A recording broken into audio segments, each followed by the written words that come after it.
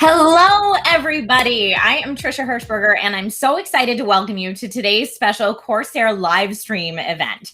I see so many of you in chat. Thank you so much for joining us. To everyone across the world on Twitch, YouTube, Facebook, Twitter, and of course the Origin PC channels as well. We have a super packed schedule for today. So we'll be announcing some brand new products, and you will be the first in the world to see them live. Huzzah. We've also got a ton of exclusive giveaways planned all throughout the stream, including some gear from our friends at AMD and Asus. The giveaways will get better and better as the stream goes on. So make sure that you stick around for the whole thing. And of course, there's going to be a really big surprise at the end of the show. So you will not want to miss that. Hi, everybody in chat. And of course, we'll also be connecting with Origin PC headquarters in Miami, Florida, for a very special live build segment with the Origin PC team, Lewis and PJ, who I believe might already be here on the call. Hi, Lewis and PJ. Hey, Trisha, how's it going? How are you guys? Well, we can't wait to do the live build for you guys in an hour or so. As you can see, we have all the parts here, I think, right? We're doing a live build? Yeah, we're doing a live build. It's happening. Yes. Okay, cool. Well, I am here for the live build. Thank you guys for stopping in to say what's up, and we'll see you just a little bit later in the stream. Thank you. See ya. All right, so last part of our schedule that I want to mention real quick. We are doing this live for a reason. So go ahead and ask us questions in the chat, and we'll do our best to answer them during the Q&A session, which will be a little bit later in the live stream. So now I would like to introduce our special guests. Joining us today, we have the wonderful JayzTwoCents. Now, you might know Jay from his YouTube channel where he covers PC hardware, liquid cooling, and more. Jay, I see you're here. Thanks for joining us today. Yeah, thanks for having me. I'm excited. This is going to be really fun. And also joining us today is George Makris, Corsair's Director of Marketing for Components. Now, George has been with Corsair for 17 years and has a vast knowledge of Corsair products and the PC industry. So thanks for joining us today, George. How are you? I'm doing good. Good to see you guys. I'm pretty stoked about this. So we'll talk about some new stuff. I know you're the man with all the surprises right now. So it's a good place to be. Excellent. Yeah, for sure. You get some really cool stuff to show today. So I can't wait to talk about it. I'm really, really excited. Cool. Okay. Well, to everyone out there in the stream, if you have any questions for us, again, please go ahead and throw them into chat. We do have moderators that are going to pull some of those questions out, and later we will have a live Q&A with both George and Jay. So get your questions in now. Okay. So I did mention that George had some surprises for us today, the man with all the info. Let's get right into our first product announcement. George, where do you want to start? Well, I think before we talk about it, we should probably roll some footage. Do you want to roll some tape? Let's go ahead and do it. All right.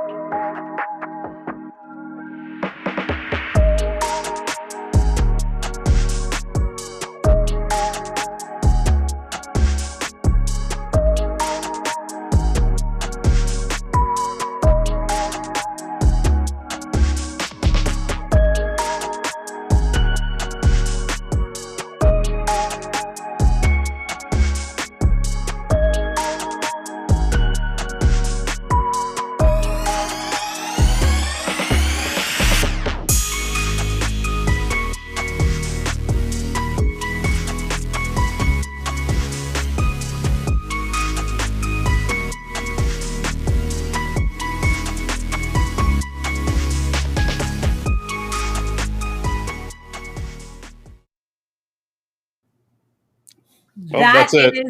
That is massive. Oh my goodness. George, tell us about this new case.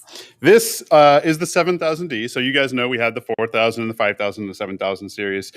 This is the 7000, so it's our new full tower case. It's our first full tower in a long time. The last full tower we did, I think, was 750D, 760C, 780C back in like 2014, 2015 timeframe. So we've been riding the full tower wave for a while. Obviously, mid towers have been really, really popular, and everyone's kind of moving into slightly more compact designs. But 4000 series, which we launched last year, already like the best-selling mid tower on the market. Some people wanted a little more room, so we came with 5000 series. And then some people like me have giant, like kind of, human head-sized hands. So we want to have a little bit bigger case to work in. So 7000 series is perfect for that. I mean, George, I have Hobbit-sized hands, and I'm still stoked about having a bigger case to work in. Plus that cable management, too. I saw that in the trailer. Jay, what are your first impressions? So I'm a huge full tower fan. We were talking about this with George a while back, that one of the first Corsair full towers I ever built in was a 900D, and I fell in love with that case, and I still have it. Yeah, I kind of feel like he was saying, a lot of the trends went towards mid tower and ITX, but I like a good full size tower that doesn't cramp your style. Like, you can build in it however you want to.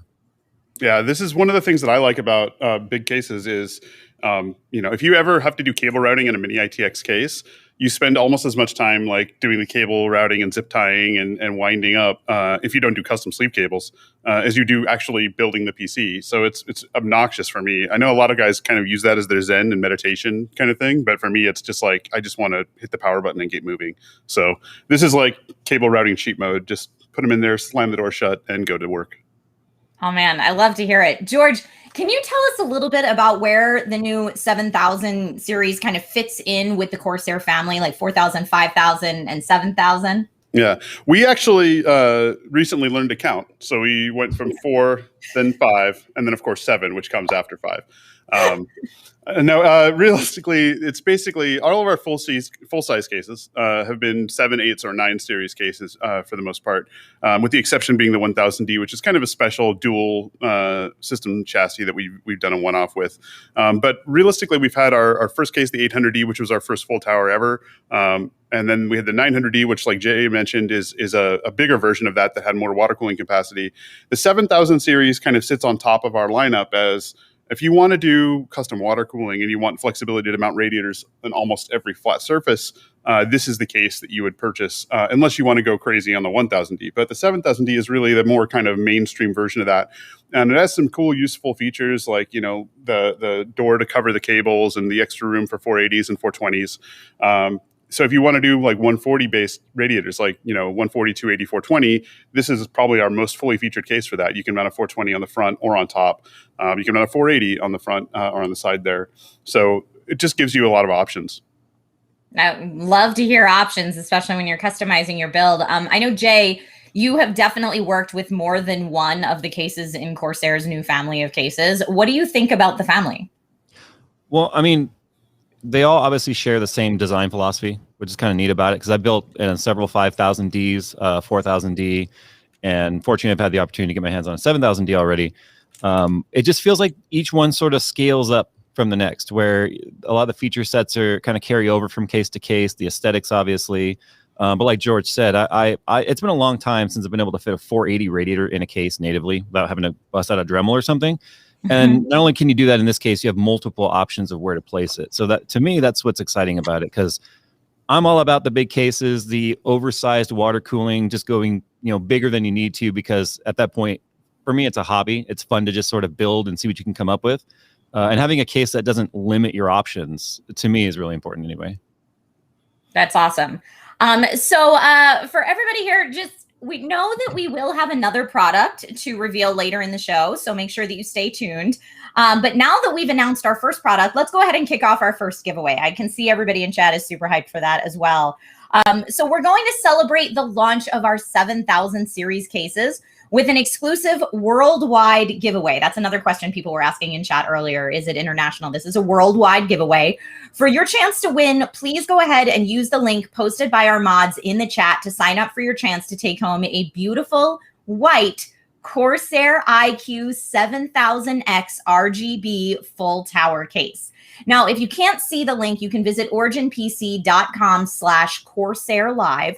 Again, that's originpc.com/Corsair Live for all of the details. Now, this is the first of multiple giveaways that you'll see throughout the stream today. So make sure you stick around for the other giveaways, and our mods will be able to clear up any questions that you might have about the giveaways.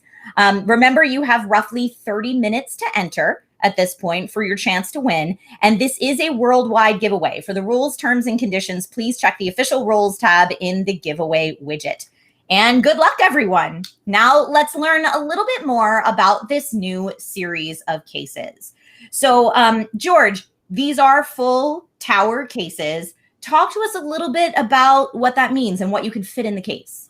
Back in the day, when we first started doing cases, obviously you had a lot of 5 1/4 inch bay devices. People had multiple DVD burners, so you could burn from one disc to the other. People had 5 1/4 inch bay fan controllers and things like that you would put in there. Even reservoirs for water cooling guys. Obviously, that is basically gone. Almost nobody uses 5 1/4 inch bay devices anymore. But the full size capacity is still really useful for cooling because of water cooling capacity, but also just air volume inside. The hotter components, it takes longer to heat up the airflow, the volume of the air inside the case. So getting the air in and out of the case, it gives you a little bit of flexibility. It doesn't change temperature as quickly as a smaller case does. It's a little more consistent. So one of the things that I liked about this was you have the direct airflow path, so there's no hard drives at all between the front fans and our hottest components, which is almost all of our chassis designs these days have that. But also the fact that you have 140s or 120s in front. We have that side panel that we did with the 5000 and also now the 7000. So you have the motherboard fan mount right there that brings in through a much filtered side. And you can use that as an intake or an exhaust. Top, which we've done on everything, and then the rear is a 140 or 120 as well. So just giving you the flexibility to kind of choose how you do the cooling is really my thing, because part of the benefit of building your own PC is you get to build something that's different from everybody else's, right? You don't get the exact same copy paste that everybody else's build does. And the bigger the case, the more fan mounts you have, the more kind of tweaking you can do to make your own version of that case, right? So if you have a smaller case, then you basically have to build very similar to everybody else has. If there's only 5 mounts for fans, you have to use those 5 mounts. If you have like this, where you have 6,000 mounts for fans, you can kind of choose where you put them.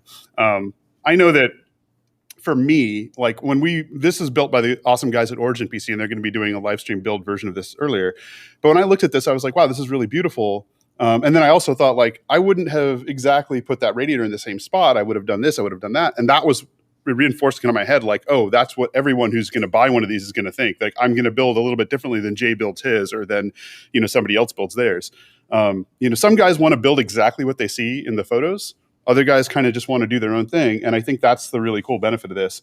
But if you don't want to build your own, and you don't want to do that, the guys at Origin will build one for you. I think the Genesis line, you can go on Origins later today, originpc.com, and buy a fully built PC from the guys at Origin PC, and they'll build it for you exactly how you ask them to. And actually, the nice thing of that is they can get GPUs that we can't get. So if you want to get a GPU, buying a fully built system is actually not a bad way to get one these days. So check that out. That's something I would do. I mean, absolutely. That is how you score a GPU these days, George. Now, Jay, I want to ask this question to you because I know that you have a lot of experience building in full tower cases. For someone like me, who my last couple builds have all been mid tower or smaller, right? What is the benefit that someone like me might see, and why might I want to upgrade to a full tower?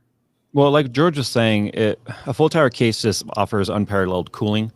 It's all about the volume of air, the exchange of air. More fans obviously equals more cooling, but there's other benefits to it too, where the more fans you have, you can slow them down. And we're talking even just air cooling here. You don't have to be water cooling to take advantage of this. More fans equals more volume of air, which means you can slow them down and still get a huge exchange of volume when it comes to the air temperatures. So it's going to keep your graphics cards cooler. It's going to keep your CPUs cooler, your CPU coolers cooler, which is going to keep your frame rates up, your clock speeds up, your turbo speeds running longer. And that's without even taking any sort of water cooling into account. Now, if you're talking about water cooling, the same thing can apply to radiators. More fans equals more volume of air, which means you can slow them down and have an extremely silent system. Something you can't really achieve as easily with smaller cases, because the more crammed they become, the more resistance they have, the noisier things are. So you start dealing with air turbulence and such, which is just something you don't really get with a full tower case just because of its size. And I know you do have a lot of experience with custom loop configurations and that kind of thing. Off the top of your head, how many loops do you think you can run in the 7000 series? Oh, you could easily do a dual loop in there without having any sort of conflict or things getting in the way of each other. Awesome. Awesome. I'm looking forward to seeing the live build later, and of course to seeing everything you come up with, Jay. I think that for people who go to shows where you get to see these big full tower cases with lots of custom liquid cooling configurations, et cetera, I mean, that's what steals the spotlight at something like a CES or a show of that nature. So well, yeah, you could see the same case at 5 different booths, and you'll see 5 completely different approaches as to how they build it. Yep. And that's what gets me when I go to those shows. So right. I'm looking forward to seeing what everyone comes up with this. I mean, custom liquid cooling is awesome. So what about closed loop coolers? I mean, this is a big case. What about fitting something like maybe a bigger all-in-one cooler? Oh my gosh. It's like you read my mind. I'm happy to tell you that the other thing we're announcing today is a bigger all-in-one cooler. So I'll bring it back on the screen. Oh, there we go. It's so big, it's heavy. H170i, the Elite Capellix H170i, which is, as you might suspect, a 420 millimeter all-in-one liquid cooler. So our Elite Capellix coolers, which we launched last year, have done a really, really good job in the market. They basically dominate the performance charts everywhere you look. And we figured, hey, you know what? This thing can fit 420 millimeter radiators, and we don't really sell an all-in-one cooler that's 420 millimeters, so why don't we? And so we made one. It's basically the Elite Capellix H150i, but instead of a 360, it's a 420. So you get 3 140 millimeter ML RGB fans. You get the same awesome Elite Capellix RGB pump head with 33 Capellix LEDs in it. So you can go into IQ and set the RGBs to whatever you want. Set them to all white, set them to off, set them to, unicorn barf mode, whatever you want to do. And that's really, one of the things that people like about Elite Capellix. But the other cool thing is that it comes with the Commander Core, which allows you to control up to 6 fans off it. So it can control the 3 fans it comes with, but you can also control 3 more fans with that. So if you want to turn your case into kind of a full, smart case, quote unquote, that's how you do it, is you use the Commander Core for that. So that's one of the things that we like about it, is that we are letting people do full fan control and noise control for their system instead of just the 2 or 3 fans that come with the radiator, which is something that, people have mentioned, that it was nice to be able to control the speeds of the radiator fans, but what about my case fans, which I have to control off the motherboard headers? So now you can do the whole thing through IQ, which is pretty cool. That is awesome. And a couple things I want to address. I know everyone in the chat is talking about the giveaway link. The giveaway is working. We just have a lot of people entering right now. So feel free to try again. You do have 30 minutes to enter. So there's plenty of time to shoot your shot if you haven't already. And also regarding this new cooler, George, correct me if I'm wrong, but I do believe this is available now on Corsair.com, and there's a special offer with it. I believe there is. Yeah, there's a bundle, I believe, for the 7000D and the Elite Capellix H170i. So if you buy them both together, you save a couple bucks.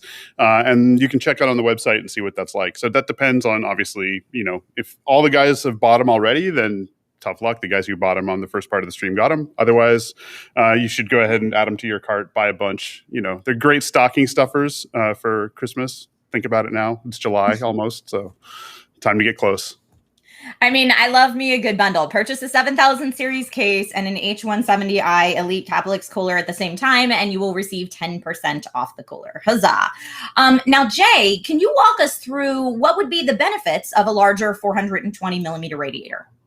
Well, kind of the same thing with the surface area we were talking about with exchange of air in the chassis. Larger radiator surface area also is going to improve your cooling efficiency. So you can choose to either add more fans, like 360 versus a 480, right? So there's an extra fan in there, or by going with a larger diameter, a larger surface area of the radiator, which is 140 millimeter fans. You get the same benefit of more volume of air through the radiator, but also less noise.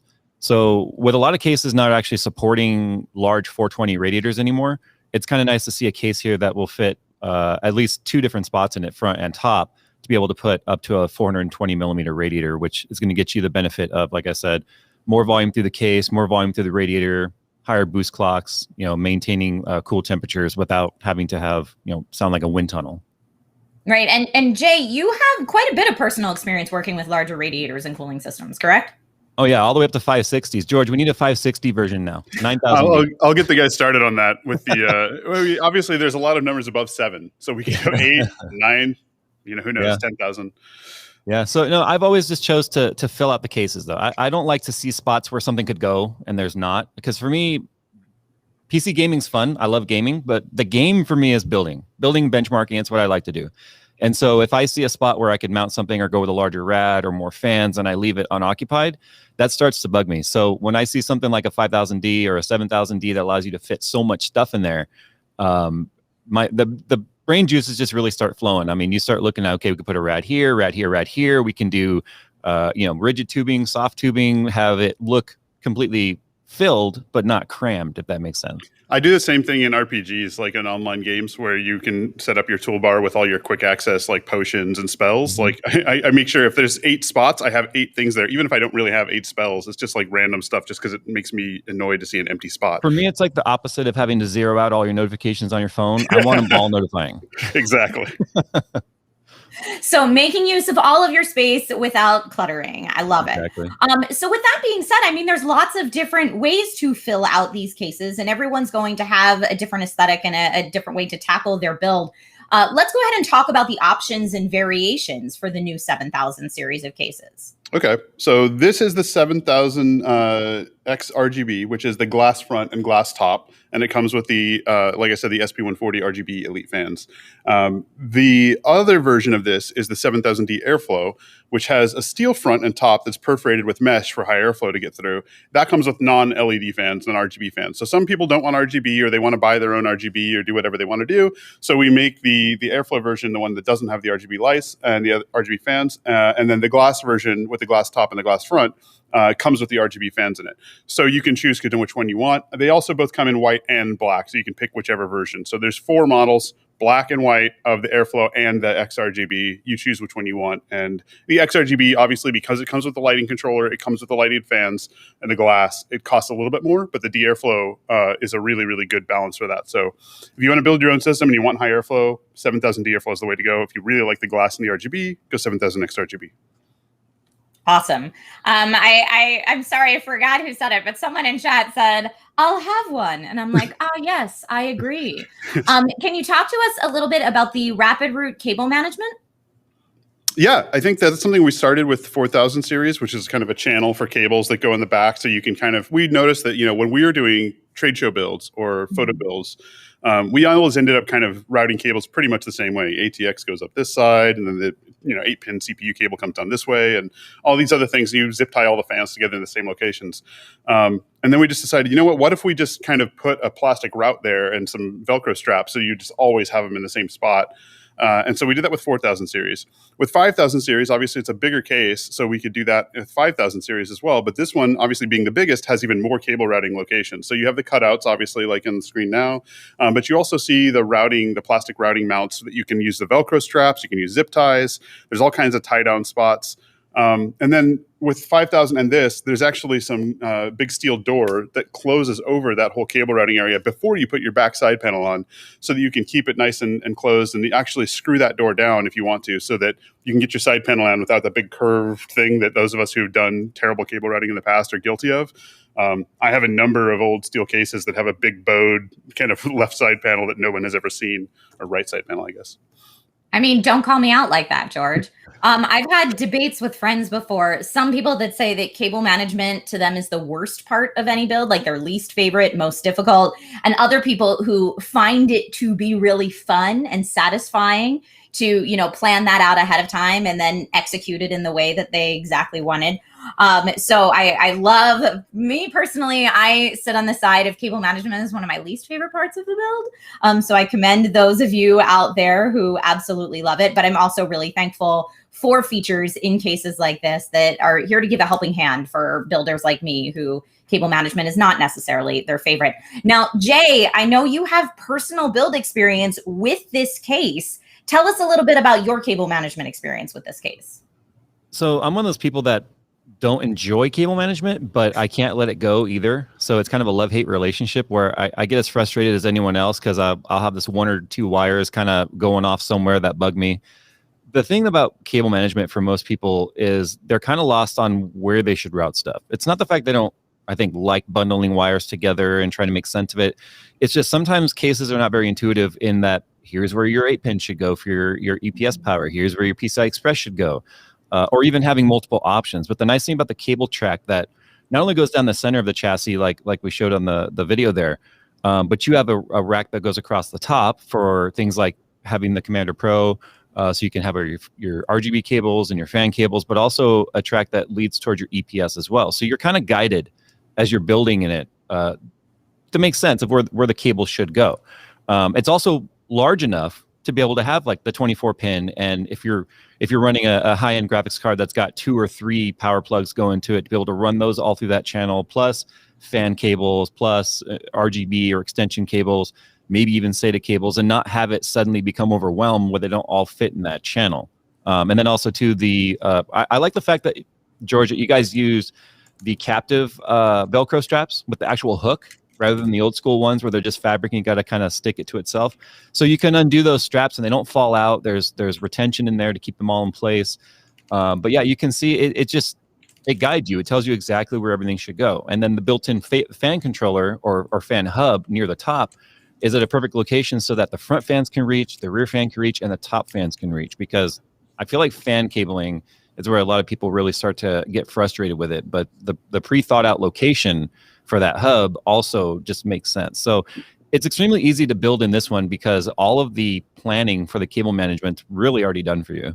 Yeah, the other thing on that, where the Commander Core is mounted on the 7000X RGB, we put a little steel plate there, and that's over the CPU backplate cutout that we normally put on our cases. So the backplate cutout is still there; it's just thumb screwed in there, and you can take that backplate off and still change your backplate out without taking your whole motherboard out. So for if you're installing a water block that has a custom backplate or something like that, you can still access that without taking the whole system apart.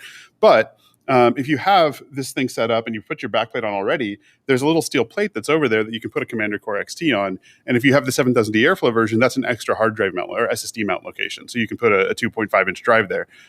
So I think that kind of looking for every surface to be useful is what we've been spending a lot of time on.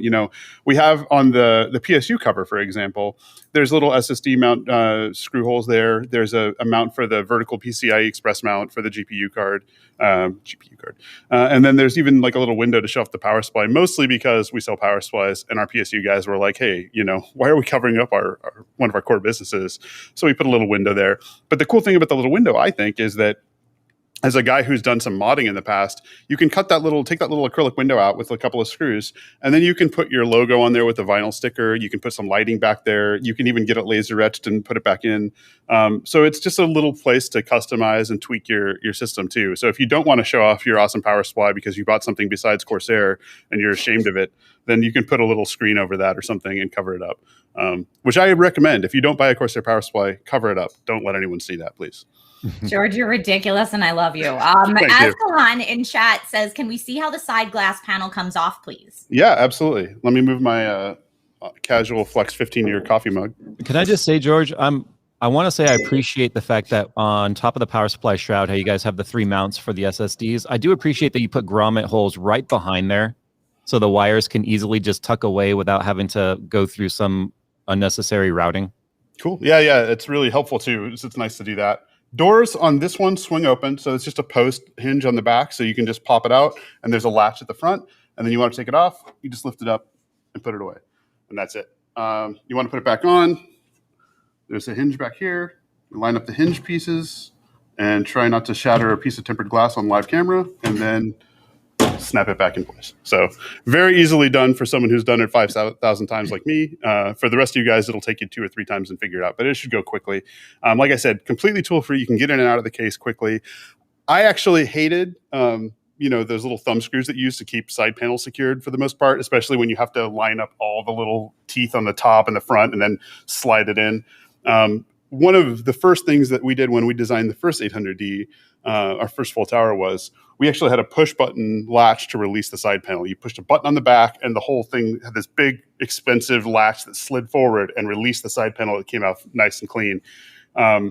We didn't know that at the time, like how to do this more efficiently. This is actually a better method and slightly cheaper to implement. So this is smarter than the push button thing. But it was always a thing to me to say, hey, if you could get rid of a tool and make it tool free to build a case, you should make it easier. You should make it so that I don't have to have a screwdriver or whatever to do this. And so most of the things inside our cases have been talking about, ease of build, ease of use, because at the end of the day, we want people to enjoy building the PC. When they buy a Corsair case or a power supply or whatever, they put it together and they had a good time with it and they experienced well, especially compared to some other chassis that you can buy that have 1,000 different tools and different size screw heads and stuff. I just want people to think and go online and say, wow, I built in the 7000D and it was amazing. I love it. It's my favorite case ever. So that's kind of my thought process. I mean, as someone who loses screws in builds all the time, I thank you for that. I appreciate that. I think I see at least 2 people in chat asking about Commander Core XT and fan lighting. Can you talk a little bit about Commander Core XT? Yeah, Commander Core XT it's a slightly updated version of the Commander Core that comes with the Elite Capellix coolers. The XT has a couple of extra ports on it, but it can control the lighting of up to 6 fans, as well as the fan speed of up to 6 fans. It also has temperature sensors, so you can monitor the temperature inside your chassis in a couple locations. It comes with little thermistors. And in IQ, you can set any fan and any light to do anything you want based on the temperature. So you can change lighting to turn red when it gets hot next to your GPU, or you can say, hey, when my GPU gets hot, turn on my front 2 intake fans higher and ramp them up a little bit or something. You can adjust all that through IQ, which is pretty cool. It also has a little feature expansion port so that, there are other devices we'll be launching in the next few years or months that will be able to tie into that.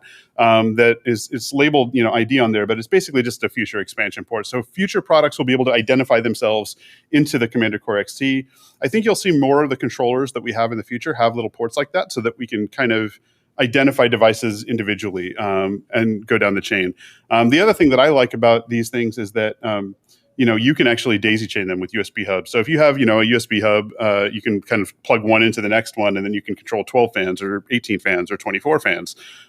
Like we've done on the 1000D build we had a few years ago. I think we had 6 Commander Pros daisy chained into each other on that one, because we had like 38 fans or something in that one with 3 separate water cooling loops. Not that you should do that, but you could do that. Here's a question from Tyrone Armstrong. Says, how many fans does the case come with? It comes with 4 if you buy the 7000X RGB, which is the 3 RGB fans in the front and the 1 in the rear. And it comes with 3 140s if you buy the 7000D Airflow, 2 in the front and 1 in the rear. Again, awesome. non-RGB versions on the D Airflow, RGB versions on the XRGB.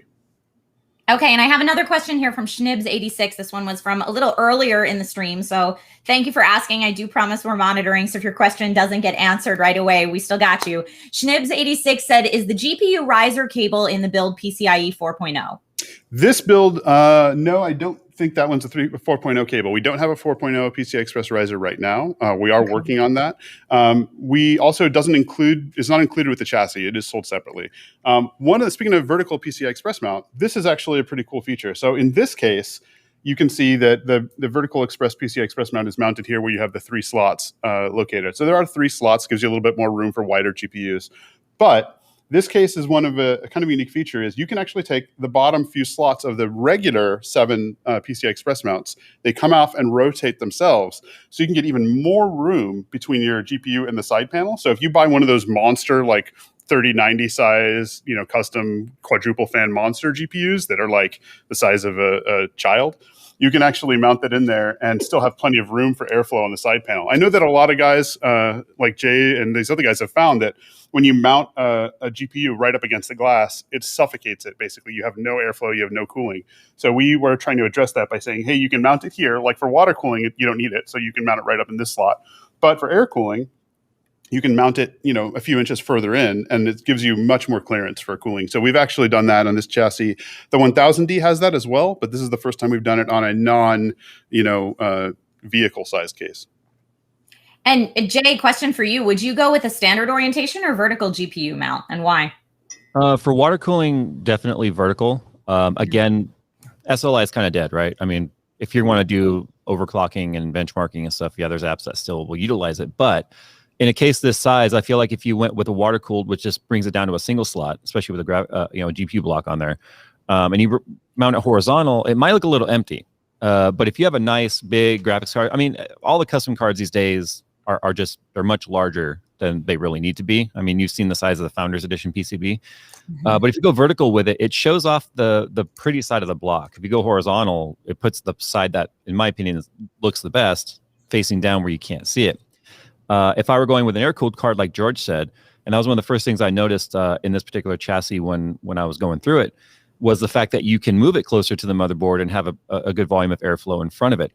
I've not been a huge fan of vertical mounts personally in the past, but as SLI sort of started becoming less of a thing and seeing, the best parts of your graphics card that looks the nicest facing down where you can't even see it, it started to become something that, I'm more interested in doing. Like my personal build right now has a vertical mounted graphics card in it, which is the first time I've ever done that for myself.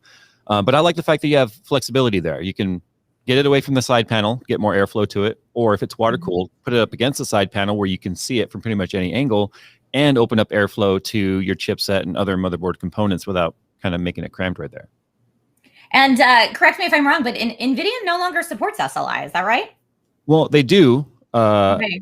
but there's implicit and explicit. So that's a whole different conversation there. But most of the apps like Time Spy and Port Royal and all that do. But there's no modern games that use SLI anymore. You can physically do it on a 3090 now. And actually, as a teaser, we have a build video that we'll share before we go over to Lewis and PJ from HP, our guy in Denmark who built a monster dual 3090 build, just to tell people that we do as a company have two 3090s in the entire company, and he has both of them in Denmark. All right. This is an update for everyone. This is just in. We are aware that the giveaway app has not had its coffee this morning, to say the least, and it's not cooperating. So we will extend all of the giveaways for 24 hours, and we will notify winners via email. That is the update. So to all of you that are like, I can't get in, that's okay. You've got 24 hours. And again, we'll notify the winners via email. All right, I've got a follow-up question here from Alex H, who says, are the Commander Core and Commander Core XT available separate from the H170i and 7000X RGB?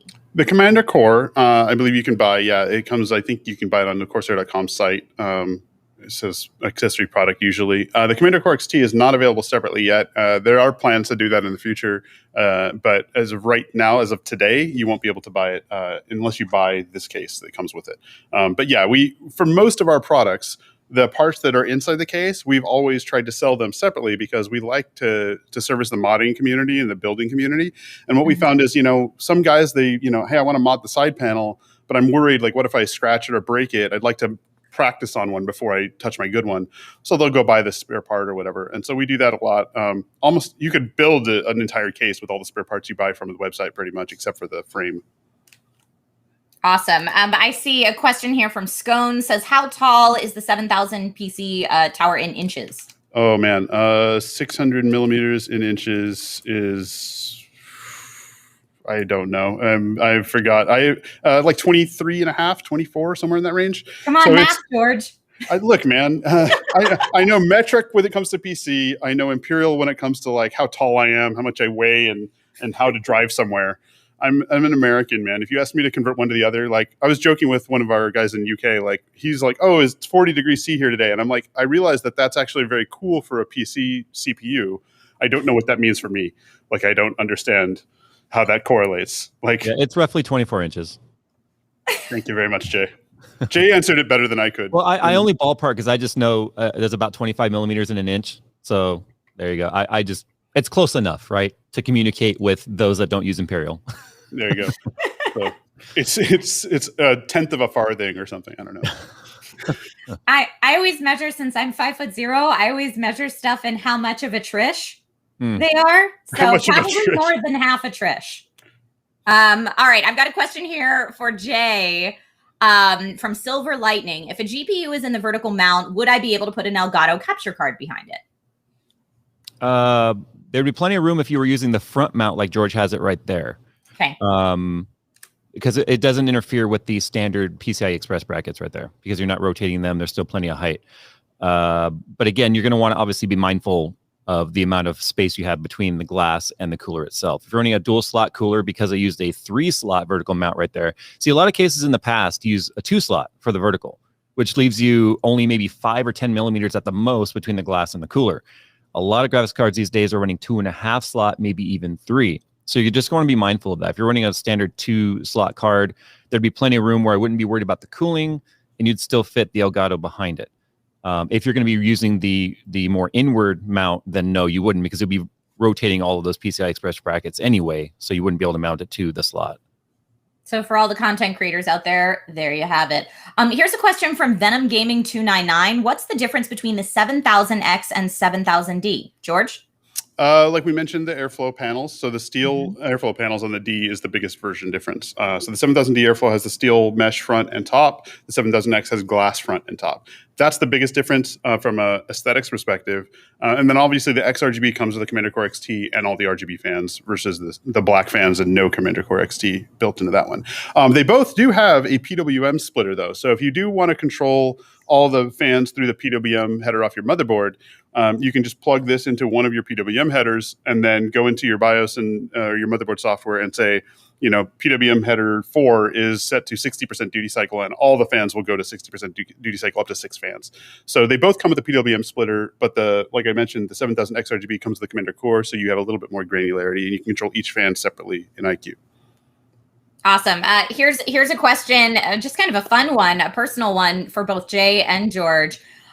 For your own builds, do you go all-in-one cooler or custom loop coolers, and why? I mean, for me, I have an all-in-one cooler in my build right now. I know gone are the days of like covering all your components with paper towels to make sure that there's no leaks. But for your own personal builds, all-in-one or custom loop, Jay?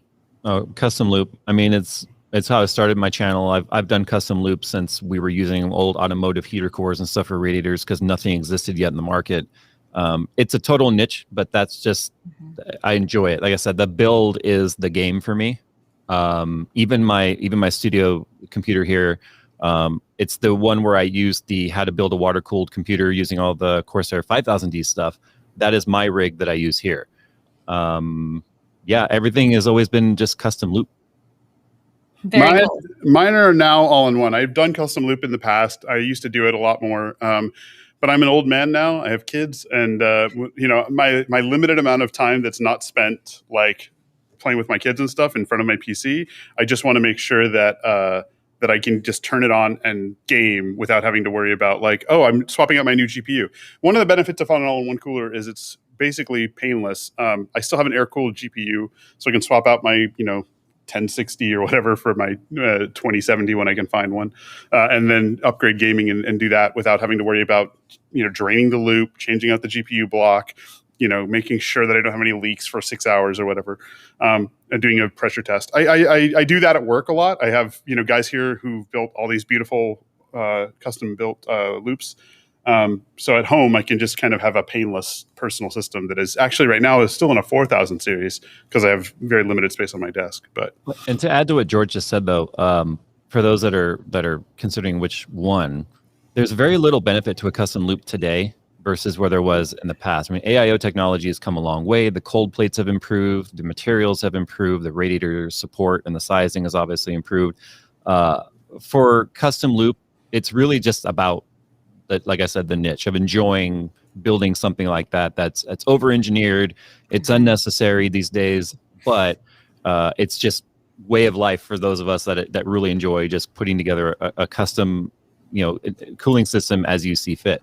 But with the AIO improvements that we have now versus the past, you're not going to really see any sort of a temperature difference between your CPU with the system that is sitting right there next to George or something running like a 170i or something like that. But it looks so cool. And that's why I do it. That's why I do it. Like I said, building is the game for me.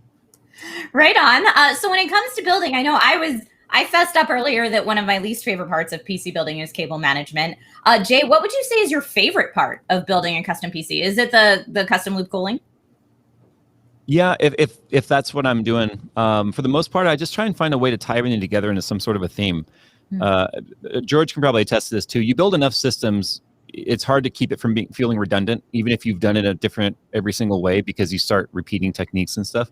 So one of the things I've started getting into heavily in the last couple of years, and George mentioned this as well, is the modding community. I've started enjoying modifying parts and cases to, take what's already there and then theme it. And obviously a large tower like this allows you to do that, not just with the exterior, but the interior as well. But yeah, even if it's just a basic off the shelf, build, I try and just kind of tie everything together, whether it be a color theme, an aesthetic theme. And that's what I look forward to most, is just kind of seeing it all come together with whatever vision I had before I started. Right. And that's actually, like, it's a good thing to mention. I've been building PCs for a really long time. And it used to be back in the day, you were kind of beholden to what the motherboard guys did. You know, hey, you've got an amber colored PCB with, 7 different colors on the memory slots and the PCI or AGP slots even, and other slots. So it was like, you're basically, that's it. That's what you're building. And every case was, you could either get it in beige or black, and maybe black if it was lucky. So the fact that you can get white motherboards, white GPUs, we sell memory in white and black. We sell all these different things. Now you can tweak it. So like even this build here, it's got, the white case with the gray accent. It's got the white XD5 pump res. It's got white Dominator Platinums in it. And we got white XD fittings on it for the Hydro X fittings. But we put red coolant in it because it gives you a pop of color, right? And obviously the Origin guys built it, and red's their company color. So I think they just said, hey, we do red. That's all that we do. We've built a bunch of these with blue. We've built purple. We've done it with yellow coolant and stuff. And that really changes kind of the way it looks, right? It changes your whole aesthetic and vibe to it. So, for example, when we do photo builds here and we're trying to show off a new product, like let's say I have, a white power supply coming out next month or something, then I would try and build a system that accents that. We have white cables, we have a white power supply, let's get a white case, let's get white memory, let's get all the white stuff, and find a white GPU, let's find a white motherboard, and find all the components we can that match that color build and make it unique and feel cool. You couldn't do that. Even 10 years ago, it was basically impossible. So I like the flexibility that the building community has today. And I think it's only getting better. Like you've seen on our website for the past few months now, we have even the custom edition version of the 5000 series cases, which people said, hey, I love the 5000, but can I get something a little different? And so we did some UV printed side panels with different art on them. And people have actually gone and bought a bunch of those things. So they like to see different screen prints and stuff like that. And it was kind of a test run to see if people were interested. They clearly are. So now it's just a matter of giving people more ways to customize their own things. So like you said, Jay, maybe from a performance standpoint, we're slightly better than we were a few years ago on custom cooling. But, we were still way ahead of where you needed to be on performance then. But now it's not just about the performance, which is still great. It's just also about getting the aesthetics to match exactly what you want. I personally love watching builds that are themed around a specific game that's coming up. I find a lot of those in my feed. So whatever algorithm there is must know that that's what I'm searching for. Are there any particular games that are coming up that either of you are hyped for and may potentially want to do a build around? Oh man. I'm always looking, and I really like space themes, right? I did a Star Wars build using I actually took a Corsair 1 and modified, I don't know if you saw that, George, and modified that into a Star Wars build where it has like battle damage and blaster holes and stuff in it. And that was really fun to mod. I don't know. I try to not over promise and extend myself with some of the mods, because I'm still very new to the modding community where I'm learning the techniques as I go. I did a lot of model building, like plastic, obviously. But yeah, we were actually just talking about this the other day. We're doing an engine theme build right now, which I'm looking forward to for our racing simulator. But yeah, the problem is I get all these ideas in my head and I start a lot of them, and then they all kind of go on hold because I'm like, all right, I got to pull it back. I've got so much going on. I can't get it all done at the same time. I'm just one person here with a small team. But yeah, no, I'm always looking for opportunities. I kind of try and go with the games that, I feel like are going to be popular, because obviously that'll get, more people excited about it if it's a AAA title or something. The last one we were going to try doing was a Cyberpunk themed build. But we didn't know when the game was going to officially really come out. So we kind of put all that on hold. But I digress. That's neither here or there. It's just, it doesn't matter what the theme is really. I try to go out of my comfort zone sometimes, and I got to find something that really will allow for that. I'm pretty stoked about Battlefield. Any Battlefield game, I'm a big fan of. I've been a fan since Battlefield 1942, and for various iterations. I like Battlefield 2. I like all these different versions. So I saw the trailer for the new one coming out, and they basically have fully embraced the chaos that Battlefield multiplayer is. Like, they've stopped trying to become like, hey, it's just this cool combat sim. It's like, no, you're going to jump out of a plane and you're going to rocket launch the plane behind you, and you're going to jump back in your plane, because that's what Battlefield is. And I was 100% there for it. I think that's what I'm excited about.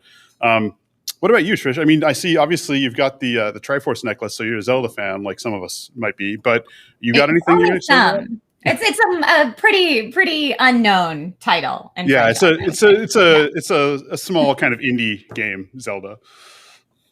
No, I mean, mostly, believe it or not, despite the Triforce necklace, I am more of a PC gamer than anything else. But even with that being said, I think probably my most anticipated title this year is PlayStation exclusive. It's Horizon Forbidden West.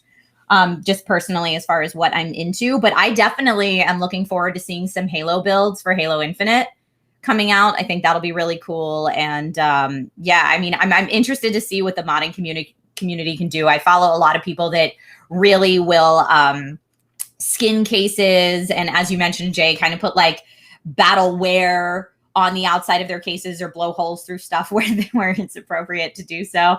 And I always in my mind question what that does to performance, but it sure does look super cool. And I would imagine with a case like the 7000, series, like these massive full tower cases, the possibilities would be endless as far as the modding community goes. Flat surfaces and modders are like best friends. They do anything. We had a guy build a full-on Mech Warrior. So I'm an old guy, so I'm into Mech Warrior and Vampire the Masquerade and stuff. So we have some builds for the new Bloodlines 2 game that's coming out next year that we're having some modders build. I'm stoked about Bloodlines. We did a Mech Warrior build for the new Mech Warrior game that came out, where we have an Atlas fighting a bunch of other like smaller mechs. We're all about kind of embracing the old school gaming stuff, at least as long as my budget allows to buy and pay modders to do cool mods for us. We're going to be doing a bunch of fun game stuff. So I'm stoked about it. I think you'll see a bunch of cool mods on our website. We post them periodically. Our social team blasts them out all the time.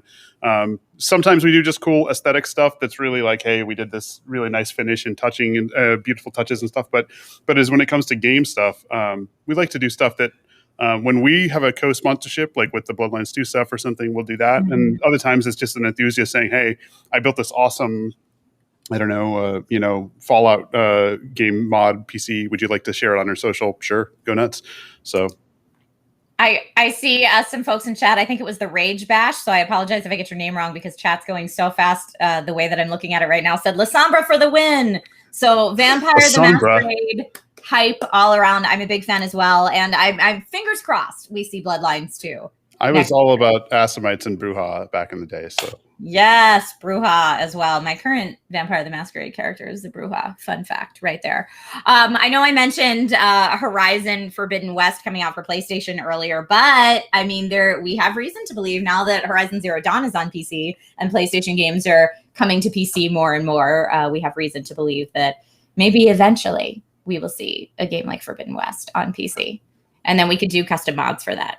That would be very cool as well. I mean, we can do a custom mod for it, even if it's not on PC, right? We've seen guys do like, Super Nintendo mods and stuff. So that is very, very true. Here's a question for Jay from Shiguma99 says, would you sacrifice cooling for aesthetics in a custom mod build? I have before. It depends on the purpose of the build. If it's just a showcase, then yeah, it's not that important. But if one of the things I really liked doing before everything kind of changed in the world was going to LAN parties, DreamHack, stuff like that. And so I would kind of find a balance between, all right, what can I get away with here that's going to sacrifice cooling for aesthetics? And if I start to see temperatures getting too high, then I'll just go in and either undervolt, underclock, or change. Yeah, I know some people are just freaked out going underclock, but yeah, no, I have to keep temperatures where they need to be. But it depends on the purpose. If the purpose is to look like an art piece, and then performance and everything else is secondary, then that's the trade-off you have to make. My favorite thing is when you obviously build for photo systems, right? We build systems that look good for photography. And everyone who's ever built a PC knows there's a pretty side of the fan and an ugly side of the fan, right? Where the back of the fan, where you have the label with the UL and everything like that, it's not as attractive as the front side, which spins around. It looks really pretty like this. So occasionally in cases like, I think the Air 540 is an example where you can see fans on top, on front, on bottom, and on back. If you only wanted to show the pretty side of the fans, you just show that side. But that makes every fan an exhaust. Very negative. So you're just, popping air out there. That's not great for airflow. It doesn't work for performance, and it looks good in photography. So we built that for photography. We took pictures of it. And of course, like every comment, guys, like, these guys don't know what they're doing. It's like, no, guys, imagine for a second this was done for photos, and it's illustrative of what it looks good doing. I don't need to show the ugly side of every fan in every photo. So, which is why Corsair now makes fans with LEDs on both sides of the hub. Exactly, the QL series, which has so many LEDs. We basically said how many LEDs would actually melt the frame, and then we took one away. That's basically how we got that number. I wish I was joking. That's pretty close. That's actually pretty close to how that was developed. Yes. I've had that happen too. Live builds where for camera reasons in the studio, we were trying to build with the case vertically. And the person who was actually doing the build was not used to building vertically. They were used to, setting the tower down to do their build, and lots of things going awry. And we had the same moment of just imagine for a second we were doing this to be filmed in a studio. So I 100% feel you on that one. But anyway, thank you, George and Jay, so much for this fantastic conversation. George, the new products look amazing and super awesome to build in. And again, if you want someone to build it for you, Origin PC has just launched these new cases on the Genesis gaming PCs and L-Class professional workstations. And we stick around because we definitely still have the Origin PC live build coming up. So much more to come. But I just want to take a moment again to say a huge thank you to George, a huge thank you to Jay. So even though we are going to say goodbye to Jay and George now, you'll definitely still want to stick around for what's next. So Jay, thank you so much for joining us. Folks, if you want to see more of Jay, check out his YouTube channel, JayzTwoCents. Also, right after the Origin PC live build, Jay is going to post his unboxing video of the 7000 series case that he received. So thank you, Jay. I'll let you say goodbye to everybody. Yeah, no problem. Thanks for having me. Also, too, with the unboxing, not only do we kind of show it, we show some configurations and how things kind of are modular.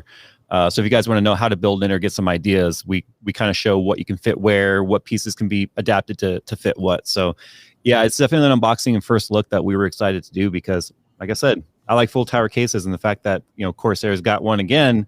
I'm going to have to tear my system apart, move everything into it, just because I like the case that much more. Now I've got to redo all the work, but it's worth it.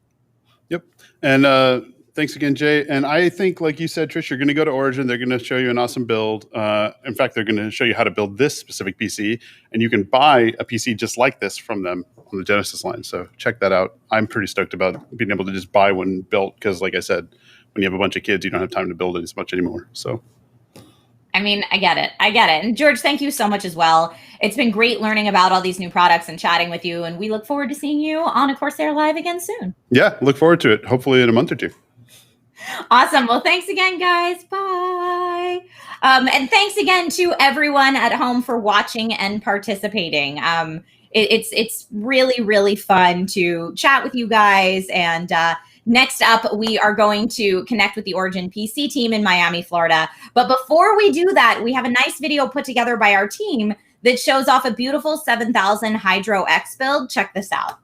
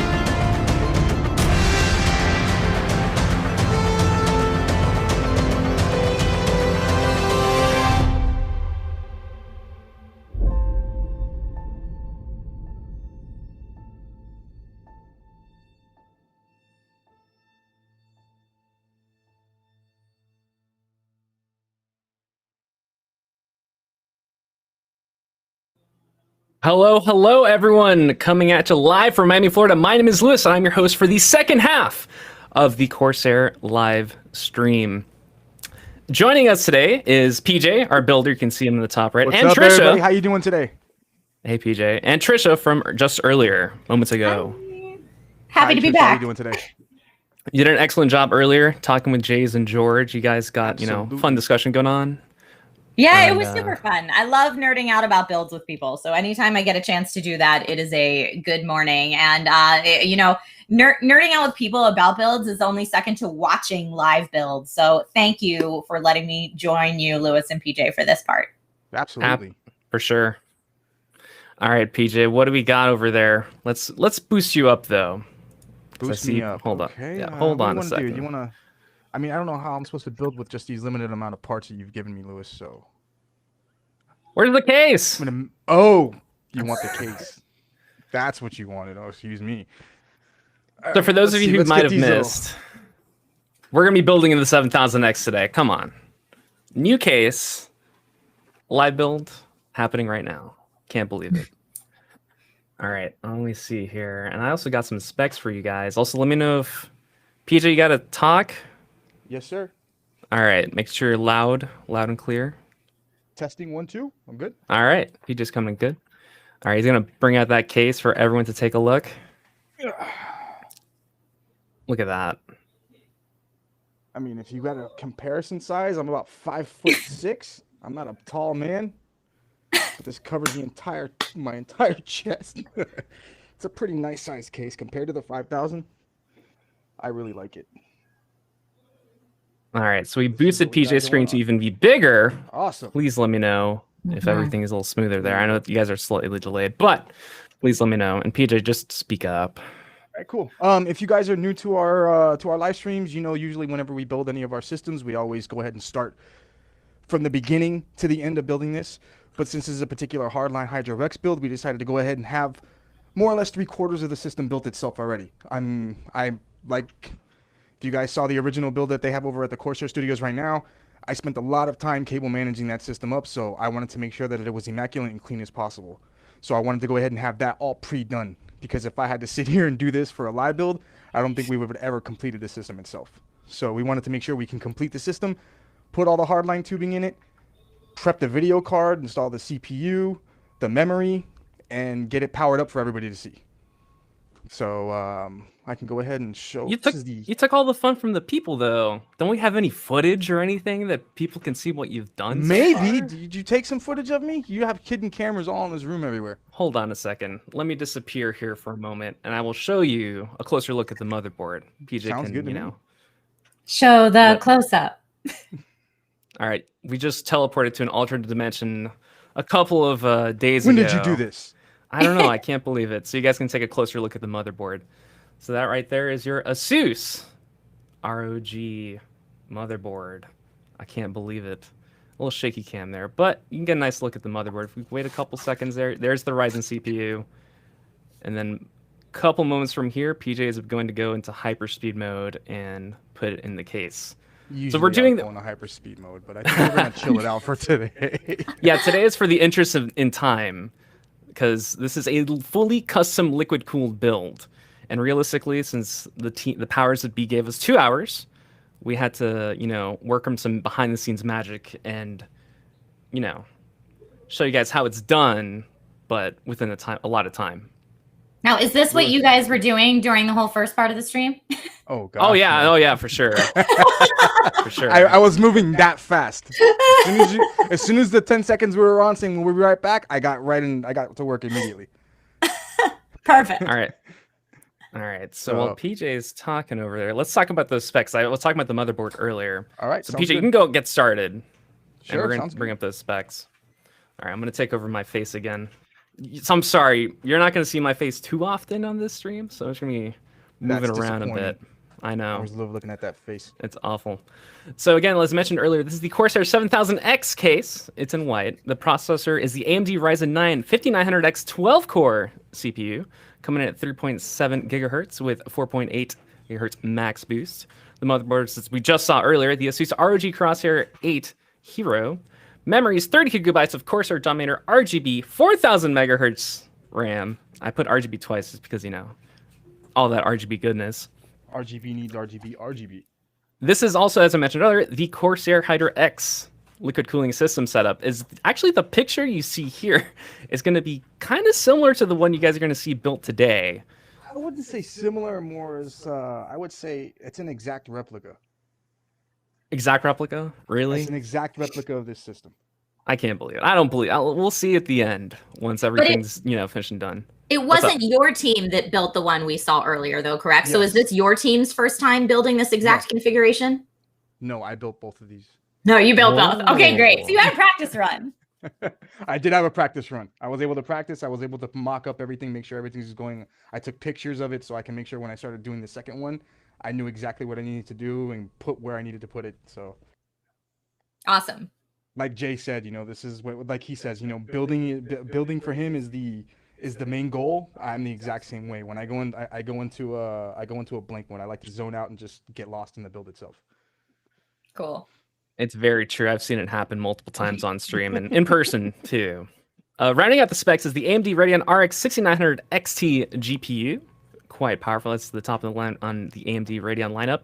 And the operating system drive is a 2 terabyte Corsair MP600 PCIe NVMe M.2 drive, which works excellent in conjunction with that AMD Ryzen CPU because, of course, for those of you in chat who may or may not know, PCIe 4.0. Getting that nice little bonus there. So there are the specs, and if you guys want to see them, just ping me. I'll bring them up every so often. Get the little guy right there. Can you bring me up to the other camera, sir?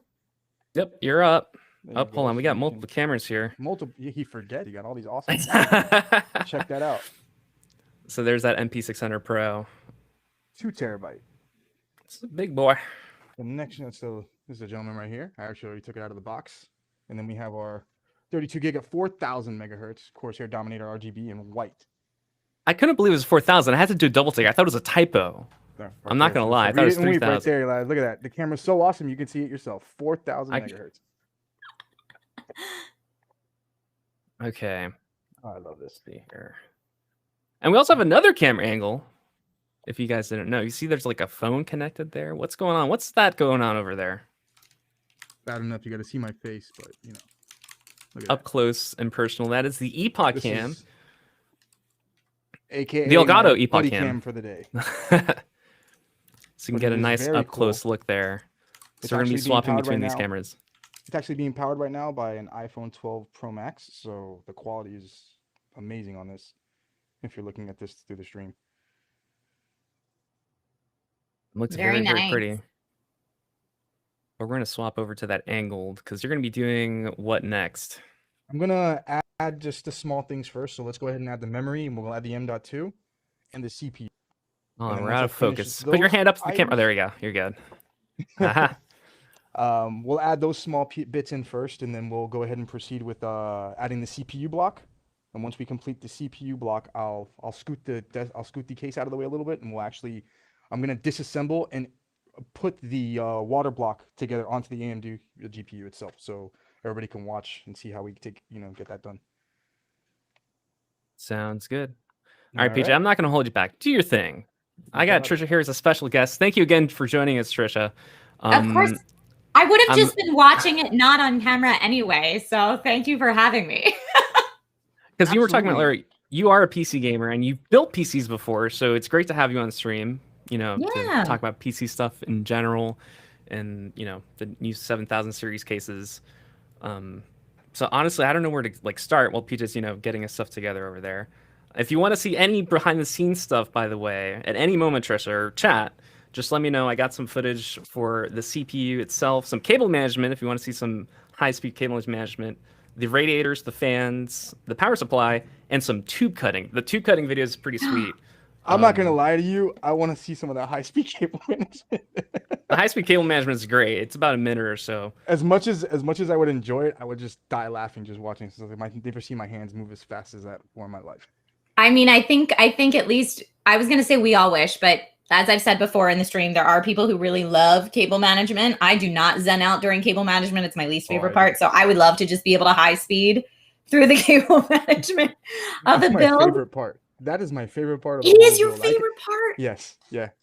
I find so much peace and patience in it. You know, I like sitting back and just analyzing the entire case itself and figuring out how can I do this, where can I put this. And in smaller cases itself, aside from the 7000, I like to look around and explore the case itself to see if there's any spaces that I can actually hide cables. I don't, if the more cables I can hide, the better for me. I don't want you to see the cables itself. If it has to pop out someplace, I'll do that. But obviously in this case itself, you know, it's more along just you have to expose the cables. So if you're going to do it, just do it in a manner that it's going to be very nice and neat, you know, in proportion to, you know, to the set, to the case itself. So I just didn't want cables just throwing around everywhere. Everything has to flow either perpendicularly, horizontal, going down, anywhere else in the case itself. It has to just, everything has to be straight. It's an OCD problem I have. PJ, I'm yelling at you on the monitor right now. Why are you yelling at me on the monitor? Closer. Closer, like right here? Wow, what a yes. difference. My apologies. difference. It's just every single time I take a breath, I can Just don't no, breathe. hear my nose. It sounds Just so don't much breathe. better, PJ. All right, That's my the move, apologies, guys. dude. Don't worry. People will appreciate the breaths here and there, you know. My apologies. That's perfect. Well, PJ, you just talking about how you can kind of zen out to cable management makes me just think that I need to build with someone like you next time. Like if I'm going to Sounds get a good. build buddy for my next build, I need someone that like I can just get that calm energy off of to chill out during that portion of the build. Lewis, are you a cable management guy? Yes, I learned from the best, you know, with doing these streams for the past couple of years, you know, when I did my own builds. I think my cable management came out pretty sweet. I don't know, PJ, did you give it approval? I think you give it approval, right? Absolutely. Thank you. Just because he asked me. Well, I mean, love I'm cable just- management. I'm so impressed also that you're building with the tower vertically. My first couple live stream builds were with the tower laid down in an overhead cam. So anytime I see someone building vertically, I think back to a moment where a friend of mine was installing a GPU and we had to build vertically for the purposes of the live stream and how the cameras were set up, but he wasn't used to doing anything with the tower vertical and he dropped the GPU and like everyone in chat was like, oh, no. It was Oh, awful. no. So kudos to you, my friend. Do you always build with the tower vertically? Yes. I was actually, when I started here back in 2013, that's how I was taught to build the systems. I was taught not to lay the system down, to leave it upright. So I've built every system now, which is kind of weird. If I do lay a system down, I feel awkward. I'm not comfortable in building the system laying down, downwards. I find it so much more comfortable and easy just to build it the way it sits. And do you find that changes with the case size? Like, is it easier to build vertically with a larger case or it doesn't matter? No, I think the bigger the case, the easier it becomes. Okay. So in this case itself, it was just super easy. I have so much space to play with. I was able to just lock everything in. The other reason why it makes it easier is because you have that center pin in all the Corsair cases that always holds the motherboard up. So you never have to worry about the motherboard falling out. You can actually just set it in there and it'll clip in place and hold itself until you get the screws and screw everything in. Which is fantastic. Cool. So I'm actually taking the... Going back to the horizontal building, I've actually My seen buddy PJ cam. do the horizontal stuff. And he freaks out. He's like, no, this is not normal. I got to stand it up. I think there was one particular live build that we did that I was requested to actually lay the system down. And I kept on requesting, I kept on asking, can I just sit it up? You know, is it okay if I sit it up? No, you have to put it, has to be horizontal. I was like, oh, fine. All right, I guess we'll do it that way. So now we got the XT7 with the AMD bracket attached to it. Mm-hmm. It also comes with with compound already pre-installed on the CPU block itself. So if you guys weren't aware of that. You're going to use that compound or you're going to put your own? The compound that's actually on the CPU block is the exact same compound that I have that Corsair provides us for a thermal paste. So I can, if me wiping this off and then applying it again will just be me putting the exact same thing on. Are you allowed to say what kind of compound that is, or is that? No, I actually have proprietary a knowledge? syringe of it. It's the exact same thing that Corsair says. So it is Corsair's XTM50 thermal compound. It's just, it already comes pre-done on the actual CPU block, but it's the exact same thing that comes in their syringe. Cool. There you go. I see people in the chat talking about the giveaways. So, little giveaway update. I know Trisha gave you guys an update earlier. Apologies about the kerfuffle earlier with the application, but we have extended all the giveaways for 24 hours, and it's exclusive to those of you watching the stream. So, you would know about these giveaways if you watched the stream. So, we're not going to promote these on social media. If you're watching this stream either now or the VOD out on YouTube, enter at originpc.com/CORSAIR Corsair Live. It should be working from my understanding. I think people on the chat were talking about it earlier. We do have 3 giveaways. The first one, Trisha mentioned actually at the beginning of the stream, is for the white Corsair IQ 7000X RGB full tower case, which is ironically the same case that we're doing on stream right now. And I saw that people in chat were also talking about that second giveaway, which is also now live. The black 7000D airflow case plus the IQ H170i Elite Capellix liquid CPU cooler. Again, those 2 giveaways are currently live, and hopefully you guys don't, take down everything again, but they should be working right now. If not, next thing you know, everything's saying like, oh, it's broken. 24 hours. You guys have 24 hours. Don't worry about it. Yeah, you have 24 hours now. And see, didn't I tell you the giveaways would keep getting better as the stream went on? And they're going to continue to as well. Yes. And we do have a third giveaway which will be going live later, but we'll talk about that down the road. If you're on the website, you'll probably realize, hey, I can't enter this yet. Stick around, then you can enter. All right, so let's see here. I see a fun question from chat, which I think will lead into a really fun conversation. Art of Danny says, shouldn't you put as much as you can on the motherboard before installing it into the case? And I feel like this is personal preference, but I want to hear what you guys have to say. PG, you can go first. Question again? Can you repeat the question for me, please? Yeah, the question was from Art of Danny, shouldn't you put as much as you can on the motherboard before installing it into the case? He's correct. Yes. Normally, I would actually have the CPU, the memory, the M.2, everything installed in this. For the purposes of this particular live build, I actually wanted to do these things last so we can occupy, time. I didn't want to have to throw everything in the system. Because if I did, we would have done this. And I would, if I actually had the opportunity to do this, it would be much quicker. But I want to, for the live purposes, I wanted to take my time and show how we install certain things and the build itself. But we have all those things already pre-done.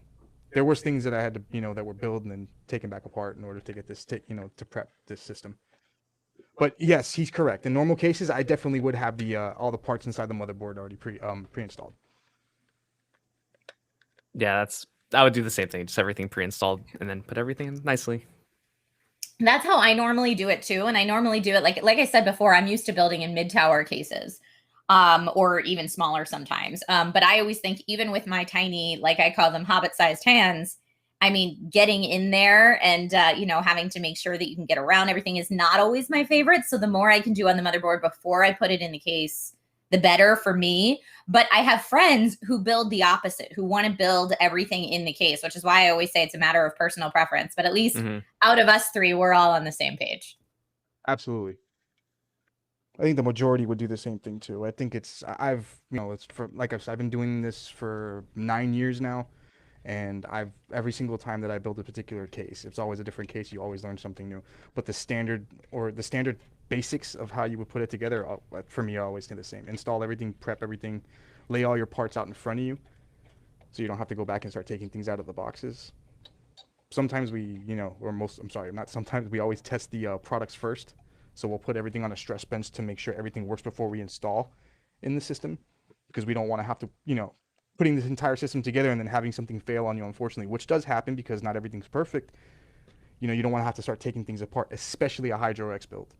You always want to take precautions of doing something like that before you put a system like this together. Yeah, I think it was Lady Gamer 955 in chat said that you've seen builds where they build everything outside of the case and even test it that way first before putting it in the case. Now, I don't know anyone that does that, but I believe that there are people that do that. Absolutely. Yep. Any one of the influencer builds or the live stream builds that we've done here, when we get the hardware, sometimes before we even come out to do the live build itself, we'll take all the components out and put it on a stress bench just to power it on and make sure everything works. Because one of my pet peeves is every live build that we do has to post. There's not one system that cannot post when we do one of these. If it does, then I don't know what I do. I think I still have my record as holding every system I've done on a live build is posted. So then what happens if you're on a live stream that's supposed to end at a certain time and it doesn't post? Do you go down the troubleshooting rabbit hole live? If I don't know. I've never run into that problem. But you know what? I don't think it would be a bad idea to do that, because when you actually, you show everybody like these are the basic steps that you would do to actually test the system out and confirm why it's not posting initially. Some people actually have a misconception of what it takes to post. If you don't have a monitor on your system to actually visibly see the system power on itself, or see that main, like in this case, like you would see a Republic of Gamers logo when you boot the system up. If you don't have a monitor, you can't tell how to post the system. If you simply power the system on, you let it sit for about a minute and a half on by itself. If you power the system off with just a simple push of the button, if it shuts off, the system is perfectly fine. It'll post. When you plug it into a monitor, you will get that display. If the system doesn't power off with that simple post, it could be a multitude of things, but it's not very huge of what the issues would be. Why the system's not powering on? It could be maybe the CPU needs to be reset, maybe the memory needs to be reseated, or it could be one of the components that you actually added to the system. It could be you could possibly have a bad memory that's out of the kit itself you have. If you have a kit of 4, one of those sticks is bad, it's not going to allow the system to post. Same thing with the CPU. If you have a bad CPU, it's not going to allow the system to post either. Or maybe it just needs to be taken out and put right back in. In most cases, that's what it is. People freak out when the system doesn't power on. They're like, oh my God, what do I do? What do I do? Take the memory out. Stick them all in one by one. Power the system on and off each time. If it powers on and off each time after you've taken the memory out, then that's all that needed to be done. If you run into one for any particular reason that you go to plug it in and the system starts giving you that issue, then you know it's either that DIMM slot or it's that stick. Most of the time, it's going to be the stick. I haven't really, my motherboards have been pretty good lately that I haven't seen any DIMM slot issues.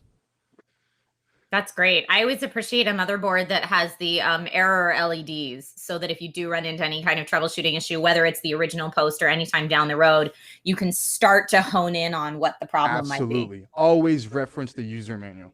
So if you get a little code, like on especially Asus boards always have the little digital code screen at the top. So if it sits on something and you see the system not powering on for whatever reason, always reference the back of the book. And the back of the book has every code in there for the most part that will tell you why the system's not turning on. So that's always a quick, if somebody comes, I don't know what I'm doing, it's not turning on. Did you look at the book? Do you see the code? It's in the manual. Just look in the manual. It's right there for you. If there's something beyond the control, then yeah, I'm more than happy to help anybody out, because it could be something a lot more in depth. But so far, right on. Thank you for those pro troubleshooting tips. I know everyone, I mean, I feel like even if you've done a dozen builds before, right? When you get the build that doesn't post, it still causes a little bit of panic. It's very hard to stay calm in that moment. Absolutely. We have some marketing systems, because I tend to, some of our marketing systems when we do events, and I have to tend to maybe like over 150 systems. And out of all of them, I have that one that I've perfected every single one of them, and I know the ins and outs, but there's always just one of them that always wants to give me a hard time. That makes you just want to just bang your head against the wall, like, why is it doing this right now? I don't understand. The other thing I love seeing, and I know you guys do live builds all the time, do you normally take your builds into like past original posts to like fine-tuning your BIOS settings and OS install and kind of all of that and benchmarking, or does that happen off stream? It depends on but it depends on the actual person we're actually building it for, because most of the time they would just like a build and have it set it up the way we normally set it up as a default, how Origin PC would build the computer. But then you have some influencers that cater to certain things, like if they're doing graphic designs, if they're doing video editing, maybe they might have something that they want tweaked specifically, maybe overclock on the CPU or the GPU, and we'll be more than happy to do that. We do have guys on our team that set everything up and quote unquote beat the system up before we give it to the customer, because we want to make sure that everything we throw at it is going to work before we give it to them. So whatever they throw at, we know that they're not going to have any problems or issues whatsoever while they're running that PC. I do have a question from chat. Jesse Rachel FL on Twitch asks, what's the first program you install after when you complete a build, parentheses, after the operating system? And for me personally, I love installing 3D Mark and just putting the system to work. Just like, go render, do it. Yeah, I'm with you. We do the same thing. Once we run our initial overnight testing, and just to make sure the temps are fine, we go into more depth. But 3D Mark is one of the first things we go into, because we want to start making sure that the CPUs and the GPU on the systems are running at their optimum. What about you, Trisha? What's the software that you use? So I have a library of software, and I normally go through whatever type of hardware is in that specific build. If they have a proprietary temperature monitoring software, I'll go with whatever theirs is. And I'm going to add 3D Mark to my list now. Thank you guys. But I kind of just go, I go through and monitor temps and And normally, like my first game that is my new, like, can it run Crisis type thing is Control with everything maxed out. RTX on, everything maxed out. How does it handle Control? And then I monitor all my temps while it's doing that. But again, I'm not building to gift these builds to consumers at all. Normally when I'm building, it's for my own personal use and my own home streaming setup. So it's a little different, but you guys got the real deal pro answers. Control is definitely one of the best games to test, especially if you have, you know, powerful GPU, powerful CPU. It definitely pushes the system. I've played Control on stream before, and I love showing people like, this is all the cool features Control has. You know, it really pushes the system, and it's like we're using the latest hardware, and it's pushing the system, which is great. Yeah. I love playing games like that. Doom Eternal, while it doesn't really push your system, it's still really fun to push it to like ultra nightmare settings and really have fun with it. You know, high FPS, for example. Well, Lewis is a big Doom aficionado, so if there's anything about that game, I've sat here before live streams and him telling me how he's gotten frustrated because he would play it on Ultra Nightmare after beating the game on every other setting prior to that with ease, but Nightmare gives him the problem. Ultra Nightmare. My apologies. Don't get it wrong. Because I beat the game Nightmare first go around, beat it multiple times, and the Ultra Nightmare run has not been completed yet. So for those of you in the Origin chat, you guys know what we're talking about. But for those of you in the Corsair chats and all over, I really like Doom. I just need to beat Ultra Nightmare one day. It's got to happen. You'll get there eventually. I believe in you. But they're going to have your head in the bottom corner like in Mortal Kombat, like Boone or Tobias just pop up out of nowhere, but it's Lewis's head for the game. All right. Yeah, so Doom Eternal is fun as heck. I'm not playing on Ultra Nightmare. Don't get me wrong. But just the soundtrack to that game is so good. It is insane. Like, you feel epic when you play that game, even if you're not very good at it because of the soundtrack. Oh man, it's funny watching other players play Doom, because I play Doom with hot swapping and jumping around, keep saying mobile, but watching other players, like at QuakeCon for example, at QuakeCon they have like demo stations for Doom, and just watching other players play, I'm like, oh no, you're so like young and innocent. You need to learn the ways. So it's funny when players do get it though, when you see them like moving around and they get it. What are you we showing looking us, at, PJ? All right, Mr. Lewis. I already got the memory in the CPU block, and the M.2. If you notice, Trish, like I said, I'm very OC about my cable management. I don't just have the cable for the RGB, for the hub. I actually hide everything behind the motherboard. Nice. So you actually can't even see the cable. Nice. I'll give you $1 if you can find the cable. Now, I mean, I've never built with that particular motherboard. Is that like an M.2 shroud that you hid that under? Yes, there's an M.2 shroud here. Okay. Then there's a plate cover that goes here, and there's a secondary one that goes here. Got it. What I do is I run that cable right behind the M.2 slot. It slides right under the PCIe, comes down by the CMOS battery, and then it would exit right over here, and I would have it drop because I actually have a pre-wired connector that's going to plug right into right here. Sneaky, sneaky. Sneaky, sneaky. I love That's it. how it works. So that's where we're going right now. After this, I'm actually going to, I want to switch to the top head camera, Lewis, because I want to take apart the Radeon GPU, the 6900 XT, and convert that into a water block. All right. So while you're doing that, I got another video for you guys. We're going to take a look at that this guy over here. CPU and the RGB strips, which are already in the CPU you guys just saw put in. But you'll see a short little snippet of how the RGB strips are added. Stay tuned. Oh, nice. I'm looking forward to all this video. I haven't had a chance to see any of it. So there's that CPU right there. As soon as I can get that angle right. So again, this took place a couple days ago, and it's just some pre-recorded footage. And now we're off to hyperspeed. So just a recap of that CPU cooler, some more wiring, and there's the strips with the Lighting Node Pro. Nice. And one thing that PJ was showing me about the case was how he was able to get the strips and hide them. You can see them right there in the video. Oh, yeah, it went by really fast, but we'll see it in a second, and how he kind of hid the LED strips around the case. Cool. So, let's take a look. All right, so you want to change the buddy cam? Yeah. Right.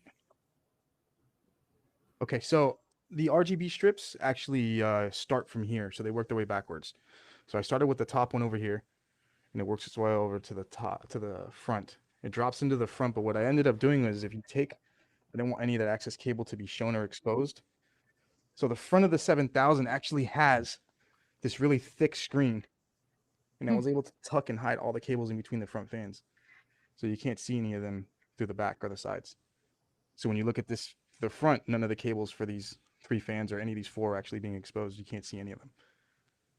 So like I said, I like to try any little way I can find or try to hide cables, I do so. I ran all the excess cable here in the front. The strip comes down to the bottom. It hides back into the front.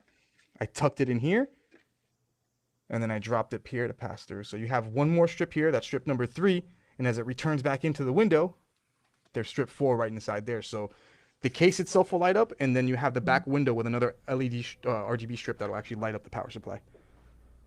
Now, are those strips, do they have adhesive or are you tacking yes, them? they're adhesive and magnetic. So okay, great. I'll sit it down first to make sure it's exactly where I want it. And then once I do that, I'll take the adhesive off and I'll stick it down to it.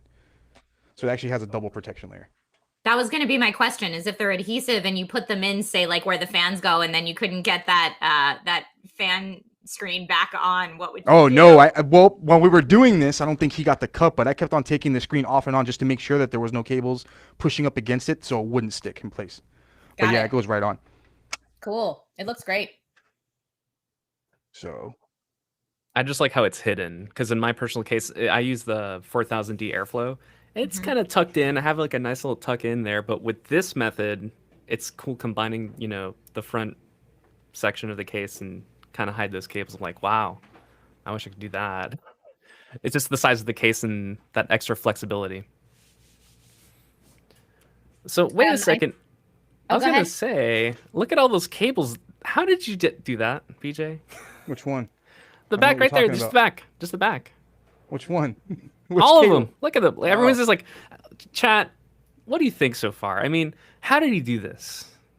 I have to say, I mean, because originally this thing, obviously, you know, there's all the strands and whatnot, but this is all very clean, good to go. And of course, I have a clip. You know, I always have to have a clip. So let's take a look at some clips. Hyper speed cable management just for you guys. Show us the clip. There's that backside of the case. You can see just routing all the cables. So is that zip ties and Velcro ties?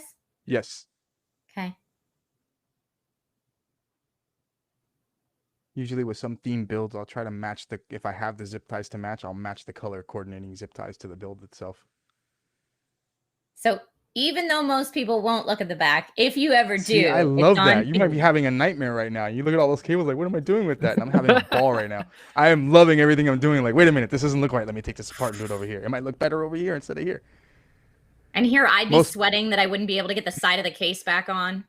That's most people's responses when I speak to them about their cable management. I was like, how come you did it this way? And they're like, I don't want to deal with it. I just want to shove it. I want the system up and running already. And I was like, I get it, but at the same time, I was like, you know, some cases you might be restricting airflow by just not neatly putting the cables together. Ideally, that's how it started with me. You know, you don't want to restrict airflow because cables thrown together like that can tend to restrict airflow in certain spots of the system. So I just started making them as neat as possible. That wasn't supposed to be there. Yeah, it looks amazing. Right. Thank you. Thank you. Props to you, of course, as usual.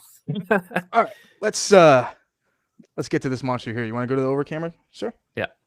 Angled or yeah, there you go. GPU time. Ladies and gentlemen, should I be doing this? I know everybody's video cards are very scarce right now, but we have an AMD Radeon RX 6900 XT that I will be dismantling. So let's hope it works. Oh man, look at that cracked open. Everyone's watching nervously right now. I'm watching the chat right now, and everyone's like, "Oh no, what to do with? What's this? Oh wow, look at this, Louis. The GPU comes with that's a mouse pad.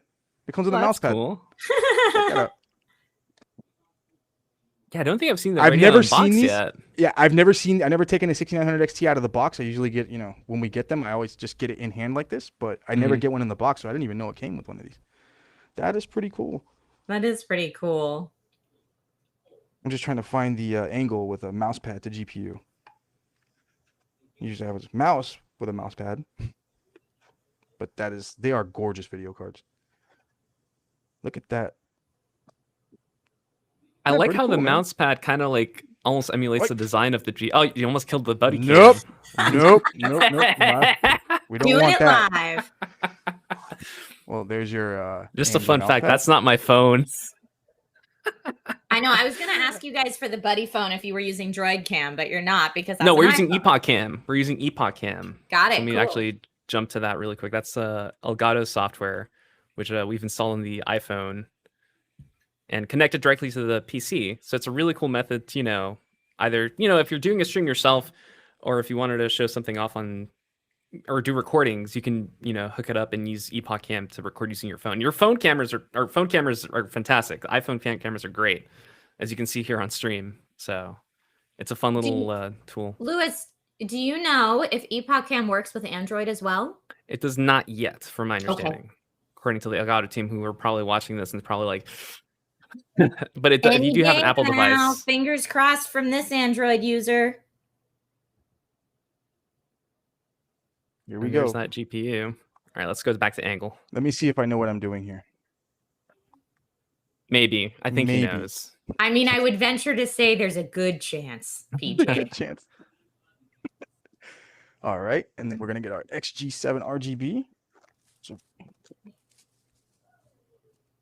it's people's favorite part by taking these things out of the package. So that is Usually the when I do- Corsair water block, correct? You Yes, should the put up the Corsair camera. XG. Oh, I'm sorry. Corsair XG7 RGB. There you go. This camera is mind blowing, dude. That's why I had to shave my ear hairs because I didn't want you to see anything today. When he first got the cameras in here, let me tell you, when he first got these cameras in here, he asked me to come in and check everything out. He showed me, and I was like, well, I need to go get a manicure right now. You know what? No, it's true. These are great cameras. All the extra things you think about when you're doing a build for camera that you would never think about off camera building. Oh, yeah, I know. And then when it comes to on building, I'm like, oh, maybe I forgot something. Let's see, we got anything else in here? Nope. All right. So first things first, let's take this slightly expensive GPU apart. Oh man, I know people. This is my favorite part because everybody starts trembling when they see this, and they see somebody with a screwdriver doing this, and they're like, "Oh my gosh, just plug it in and play with it." No, that's not what we do here. No, We're gonna take it absolutely apart. not. That's not what we do. People are asking to do some peels in chat. Are there any peels on it? Unfortunately, there are no peels on this.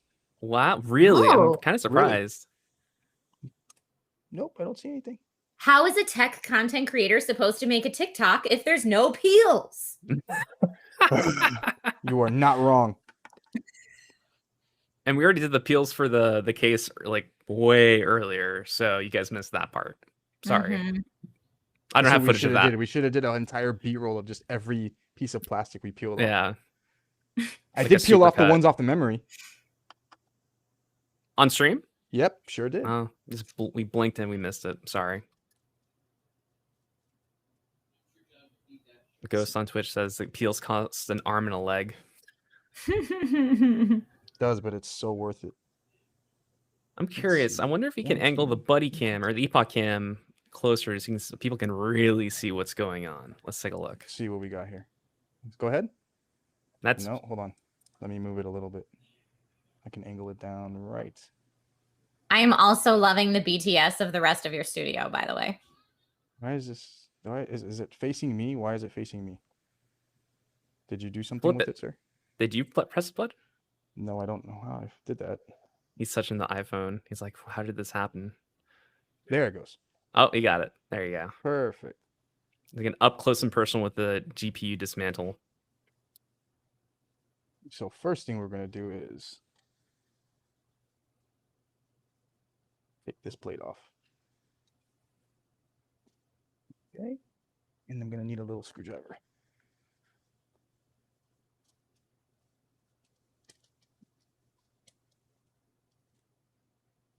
By the way, while PJ's doing this, just a reminder that we do have those giveaways going on. So far we have, let's see, the giveaway for the very first giveaway was for the white 7000X, I believe. Yes, Correct. That's correct. And then the giveaway number 2 was for the bundle of the Corsair 7000, the 7000D airflow case with the IQ H170i Elite Capelix liquid cooler. The Capelix. Yeah. Thank you. I need the syllable mark above there. No, you're welcome. You're welcome. They had to do the same thing to me too. Got it. It's like when you say I was trying to give Lewis the benefit of the doubt. ROG most of your life, and then realize it's ROG. It happens to the best of us. But yes, the Capelix liquid cooler with the 7000D airflow case, that is giveaway number 2. And I don't know, have we announced? We do have more giveaways coming later in the stream. Wink, wink. We have something. I know people are, if you've been to the website, we've been giving hints and bits and pieces about something happening at the end of the stream. So we'll see what that is. I think everyone here knows what it is, but for those of you watching in chat, you have probably no idea. Unless, you can put the pieces together. We have some, junior detectives. I'm building live over here and I have no idea what it is. What are you giving away? I don't know. But you'll know near the end of the stream, so we will see. We'll see. I still get to take this thing home, right? No. It's not fair. I'm really liking this up close look at the GPU dismantle. We haven't done this before on previous live streams, so this is definitely something new for those of you who've watched previous Origin PC live streams. This is definitely something new and exciting to see up close. I actually like it too because, usually if we behind the scenes before we start some live builds, Lewis and I we'll try to experiment with some type of camera angle that we've never done before. But with these new cameras, I think it really works. I dig this view. I mean, maybe if I scoot it back a little bit, maybe right there. That's cool. I should probably do that. Yeah, this is awesome. Perfect view. Thank you. Nice. Thank you, Epoch Cam. And I know, so you're keeping track of the screws, right? And I know with the Corsair mount, you have that kit over there too. So yeah, the kit itself comes with the screws. That comes with the secondary screws to put into it. I love seeing everyone's reactions in the chat, by the way, after I gave my little winks and everyone's like, what? And I'm like, I don't know. I'm not saying anything though. You guys figure it out. I have faith in chat though. Chat, give them a bone. They'll put together the dinosaur. So, you guys are fine. Don't worry about it. So people are asking, how do you enter the giveaway? Just said, how do I enter the giveaways? Yes. OriginPC.com/Corsair Live. If you can't see the link in chat. Yes, that is correct. And that's where you'll find the stream exclusive giveaways, which are 3. And they'll be only available for 24 hours. For those who earlier in the stream, you might have noticed we had some hiccups with the application, but we changed that so it's been extended to 24 hours. And we won't be promoting these giveaways on social, so your chances basically, if you're watching the stream or you're watching the VOD, you'll know that's where you need to go to enter. One more. And we'll announce the winners we'll contact them via email and then take care of the rest and do the announcement via the app. I know people are asking about that as well, so hopefully that clears up any questions about that. And then we go 1, 2, pop. Look at that. That's so for those of you that don't know, I'm sure everyone or a good majority of chat knows that is the core of the GPU right there. Everything else is cooling related. So you keep all the thermal pads intact. Look at that cooler. What are you gonna do with that cooler? It is a beast, dude. You think how beefy this thing is? Well, let me swap cameras real quick so you can show people. It's a beast of a cooler. That is a beast. I love this camera, dude. It just as soon as I wave my hand in front of it, it's ridiculous. Some people say the back of this thing looks like a Dodge Charger. It does, doesn't it? Can you guesstimate for us how big that is? The cooler? Yeah. That's my whole forearm. Okay. From my elbow to my wrist. That's how big this cooler is. That's about 0.8 Trisha. Yes, thank you. Yep. I like that. It's a little inside joke for those of you watching the stream earlier. All right, so that GPU is just gonna sit there. I know he's grabbing some more stuff. Yes, sir. So let me see if there's a video clip I can show you guys. So actually, someone was asking about the tubes. I saw someone in chat. I forgot. Oh, their name's gone. But someone was asking if the tubes were pre-cut and pre-bended, and we did. Yes. Because it takes time. I know we're doing the GPU stuff now, but let me show you the tube cut. We're probably going to show the tube cut video multiple times because I really like this. Is probably my favorite video clip. So let's take a look. Yes, show me. I want to see this masterpiece. So there's the toolkit that PJ's using. So he's cutting the tubes there. And PJ, you can feel free to chime in here because this is you doing it. Yeah, is that your heat gun just over there on the side? Excuse me? Is that a heat gun over there on the side too? Yes. Okay. What kind of tubing are you using? We're using the 14 millimeter frosted Hydro X tubing from Corsair. Okay. So it gives it that ice cold, that icy look, like it's freezing.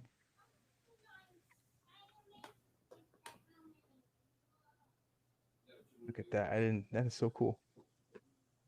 Again, I still get a kick out of watching these little clips like this.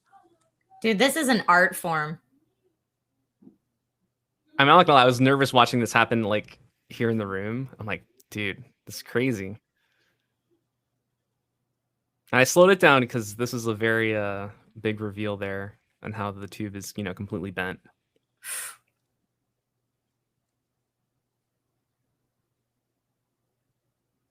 And then we're gonna swap to the other camera because the camera can get it. So I told him, hey, swap to the other camera. Yeah, you want to make sure when you're doing those tubings that you don't actually have the tube so close to the heat gun itself. I know that it's so easy to just want to keep it close when you're trying to heat those up for anybody who does hardline tubing. But the closer you keep it to it, especially depending on the temperature you have it at, it will start bubbling up and leave little spots onto the tube itself if you don't do it right. And you don't want that to seep because even if you think like, oh, maybe if I fill it up with some liquid, it won't show. Yeah, when you light up your system, especially if you have RGBs, you will specifically see those little spots on the tubing itself. So you don't want that to happen. If that happens, like that's a automatic do-over. I saw Harbchan in chat asked if these were plastic or glass tubes. These are they are not plastic, and they're like a mixture of glass and plastic together. Okay. Because what happens is that Corsair actually has this really cool, like I want to say their tech in their Hydro X tubing, that when you use it, what happens is that their tubing itself doesn't oxidize and it doesn't create a stain or something inside like most different tubings other manufacturers would have. I've recognized that with previous tubing companies that we've used before, that when you heat something up and you bend it, it'll look perfectly fine, but 6 months down the line, when it needs to be maintenanced or something and you drain the tubing, the liquid that's inside it, no matter what liquid it is, will start to stain the inside of the tubing itself. So you can't get rid of it. Let's say you wanted to change your color. Oh, I don't want red anymore. I want to use clear. So you'll drain the entire system, but yet the system itself has been stained by the liquid, the tubing. So when you go to put clear liquid in it, it looks very light pink now. But with the glass tubing that Corsair has, no matter what liquid you put into it, as soon as you take it out, it drains. It doesn't stick to anything. So it gives this illusion that it is glass. So that whole tech that they have doing that is very cool. Shout out to everyone in chat who has now coined the term glass stick. Glass stick.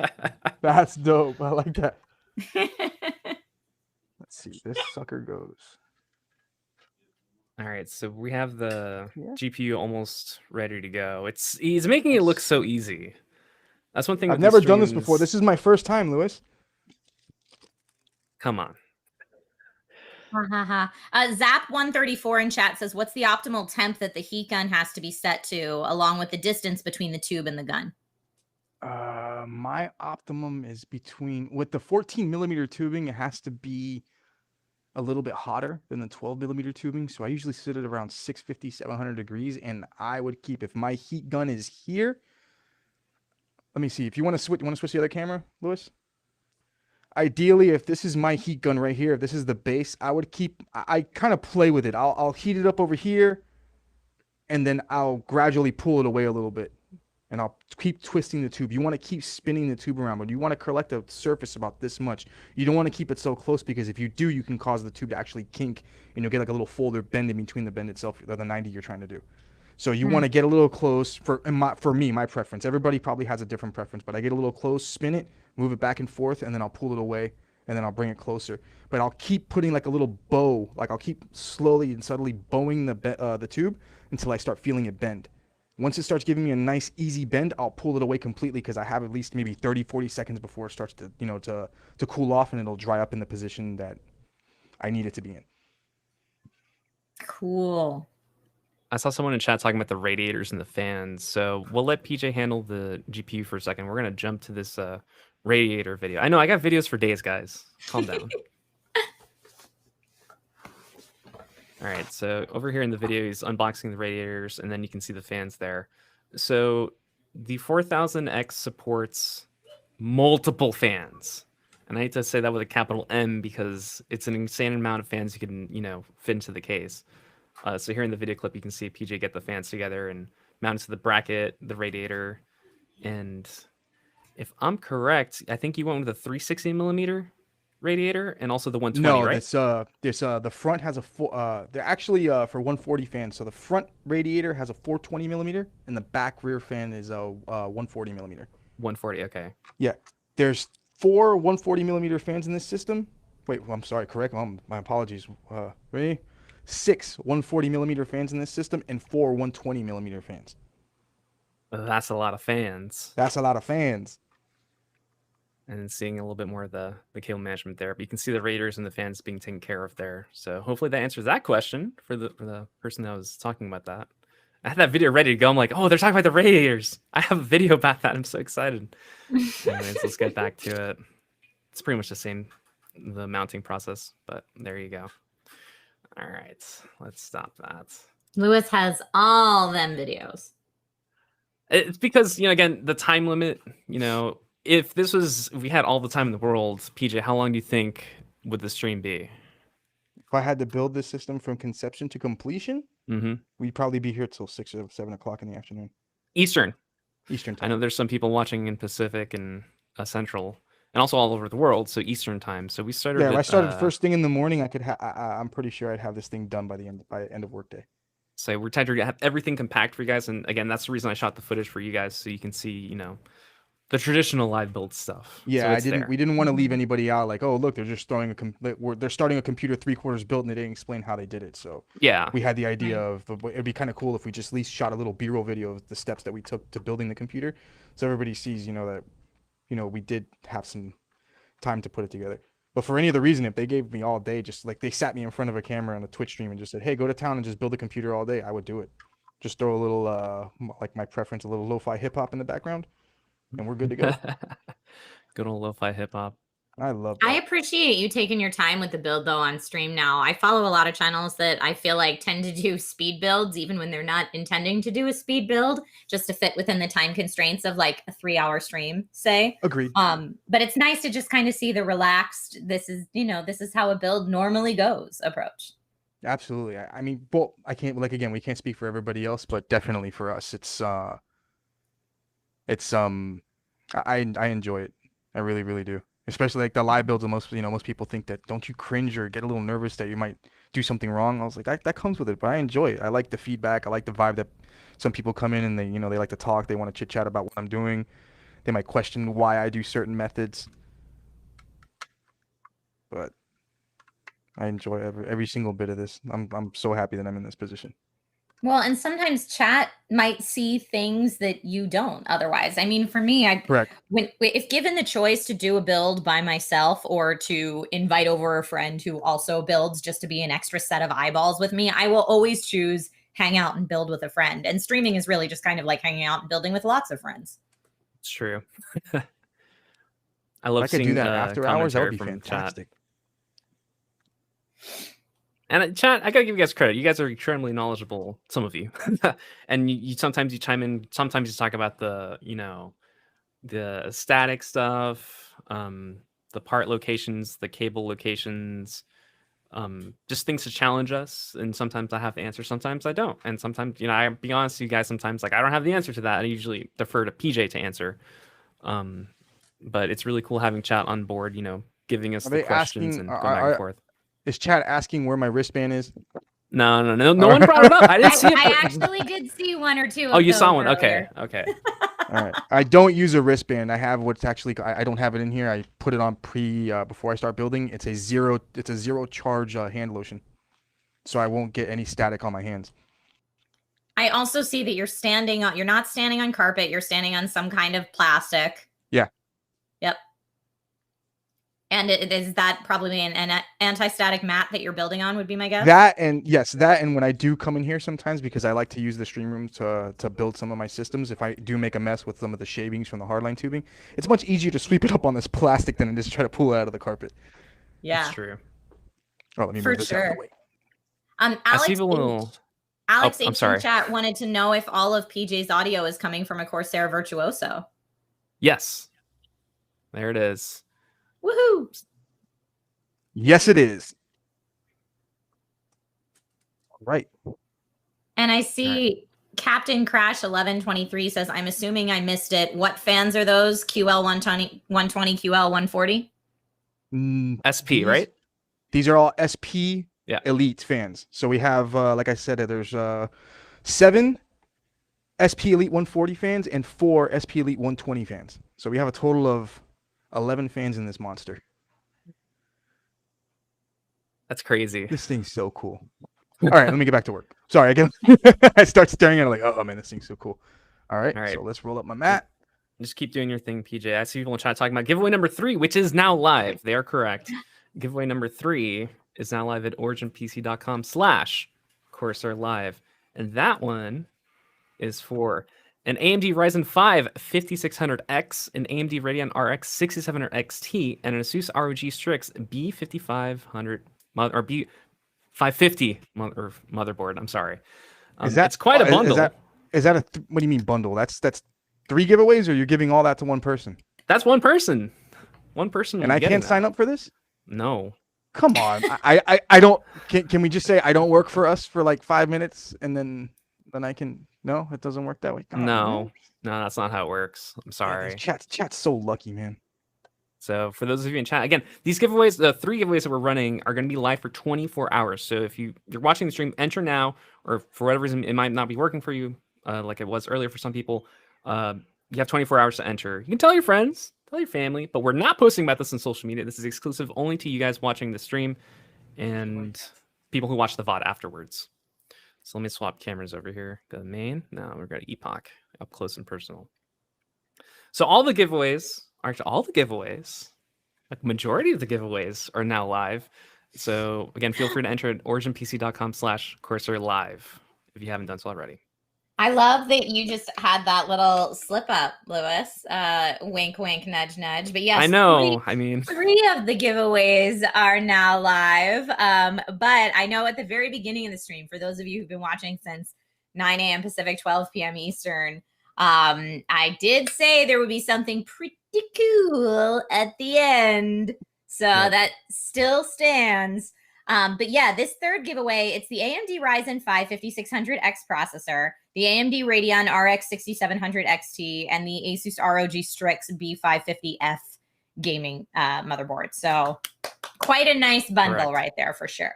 And again, 24 hours. Originally, we had intended the stream or the giveaways to be 45 minutes, but we realized, number one, the issues in the beginning, and number two, there were people watching this after the stream, but they were probably aware of the stream, but they wouldn't be able to watch. Again, these are worldwide giveaways, so even if you're watching the stream after the fact, you still have time to enter. Oh, our phone has died, but that's okay. We have a second camera. That's okay. And I know we were kind of talking about Epoch Cam earlier. But if there's anyone at home watching this who wants to try Epoch Cam, there's a free version and a pro version on the Apple Store right now if you want to check it out for yourself. I am not an iFriend. I'm all Android, so I will not be checking this out personally. But if anybody does and wants to report back their findings, I would love to hear it. Hit me up on social media. Oh, man, I think I mentioned it to my team. It's like, hey, man, give us the Android version. But I know there's a bunch of technical stuff behind the scenes to get Yeah. the Oh, Epoch yeah. cam working on Android. I know some people in chat were talking about that as well, but the Apple camera is fantastic. So everyone's putting an effort chat for that camera. Camera's fine. Yeah, see, it's right there. You guys are giving me F in chat. Here's your F. I'm Uno swapping to you guys. There you go. Is that what you wanted? I wonder PJ how was many muted. people would have actually not said anything had you not told them it was an actual iPhone. Just check out this new camera we got. It was, oh, it's fantastic. Oh, it's an iPhone. Well, oh, I it don't like says it anymore. It says it on screen. So Oh, I knew that. I was just testing everybody to make sure their visuals were working. All right, everyone's here's a question from Aditya Deor. Says, can we fit two 360 millimeter radiators in the 7000X case? Absolutely. You can actually fit one. You can fit two. No, not a 480. You can fit one 360 here. You can fit another 360 here. You can fit another one at the top. You can fit up to three 360 millimeter fans in here, or radiators. My apologies. You could put one 480 millimeter. I would say two, but unfortunately the 480 millimeters are they're like yay thick. So you can put one in the back, and one 480 millimeter would be more than enough to cool the CPU and GPU off itself. But if you want like more like Jay said, sometimes the more radiators, the better. I'm with him. I like having a lot of traffic and a lot of these tubes just passing and crisscrossing everywhere.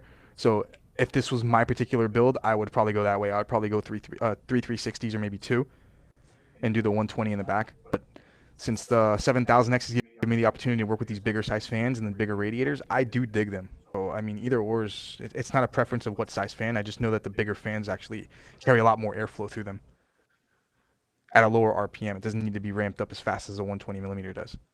So I was going to add to that. On the Corsair's website, it says you can use up to 3 simultaneous 360 millimeter radiators, roof, side, front, 2 simultaneous 420 millimeter, or 2 simultaneous 420 millimeters radiators, roof in the front, or even a 480 millimeter radiator on the side. So you can, create crazy loops like you're seeing here on stream. So you can find all the information on Corsair's website, so corsair.com. You guys know where to go. Woohoo, look how nice that is. Also, excellent use of the Lazy Susan. Gracias. That's Spanish for I know. I mean, I'm just kidding. I'm just kidding. So, Trisha, we spent time talking about the PC and, PJ doing his work there. But you yourself are an incredible personality and have been all over the gaming sphere and tech sphere. I got to start with some questions for you now, because you are a special guest. It's so weird because, you were the host in the beginning, and now I'm kind of the host for the second part. But you're You here, definitely are. You're such a great personality to, be around in terms of, for the build in general. It's like, what do we do now? We have Trisha here. What do we talk about? But let's talk about your first PC build. What was it, and how did it go? My first start to finish build was probably in college. And I say that because I was much younger than that when I started modding. Modding in games or modding PCs?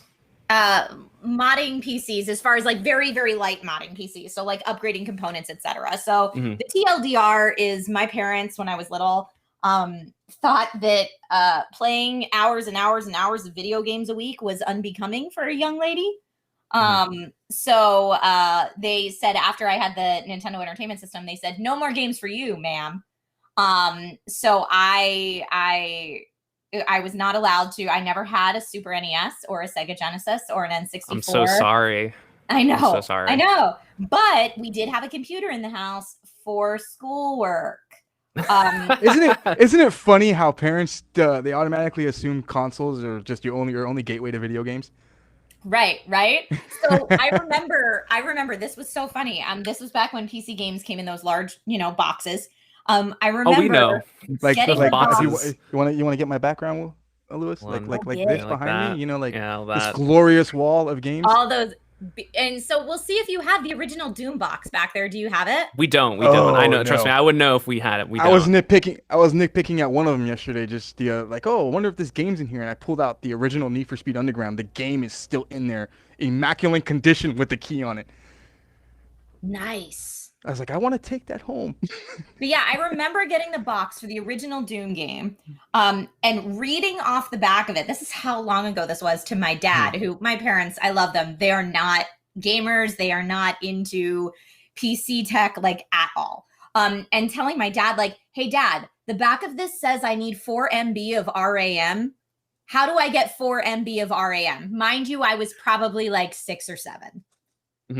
But I wanted to play new games, and I had maxed out the Nintendo Entertainment System. I had been to every garage sale, buying up old NES games off everyone else who had upgraded to a Sega or a Super Nintendo, and I was maxed out and needed something else.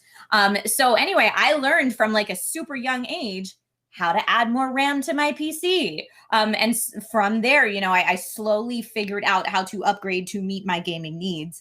But the first time I ever built start to finish, yeah, I think was college, because I was too poor. And again, my buying secondhand thing skill came in, and I had bought enough stuff secondhand and like bought other people's towers, like full builds that they weren't using anymore secondhand, to like disassemble and Frankenstein. Yes, together. that was the That's word I was awesome, just about to actually. use. Like sometimes you buy a couple of PCs That's off exactly what happened in my life. It did not post first time, I will say.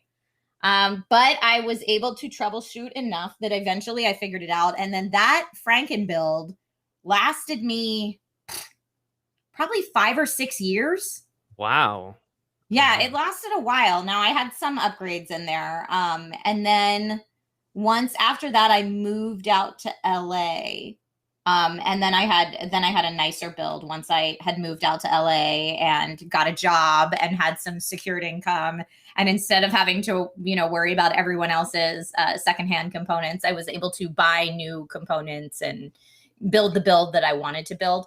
But you know, most of my builds that I have done have not been for commercial use or for resale or anything like that. I have built for friends who are just like, hey, I can't afford to build right now. And I kind of did the same thing that I did originally, but for them, where I was like, I have old stuff lying around that, I mean, is old to me only because I'm constantly trying to upgrade to the latest and greatest. Of But course. it's like, you know, last year's latest and greatest.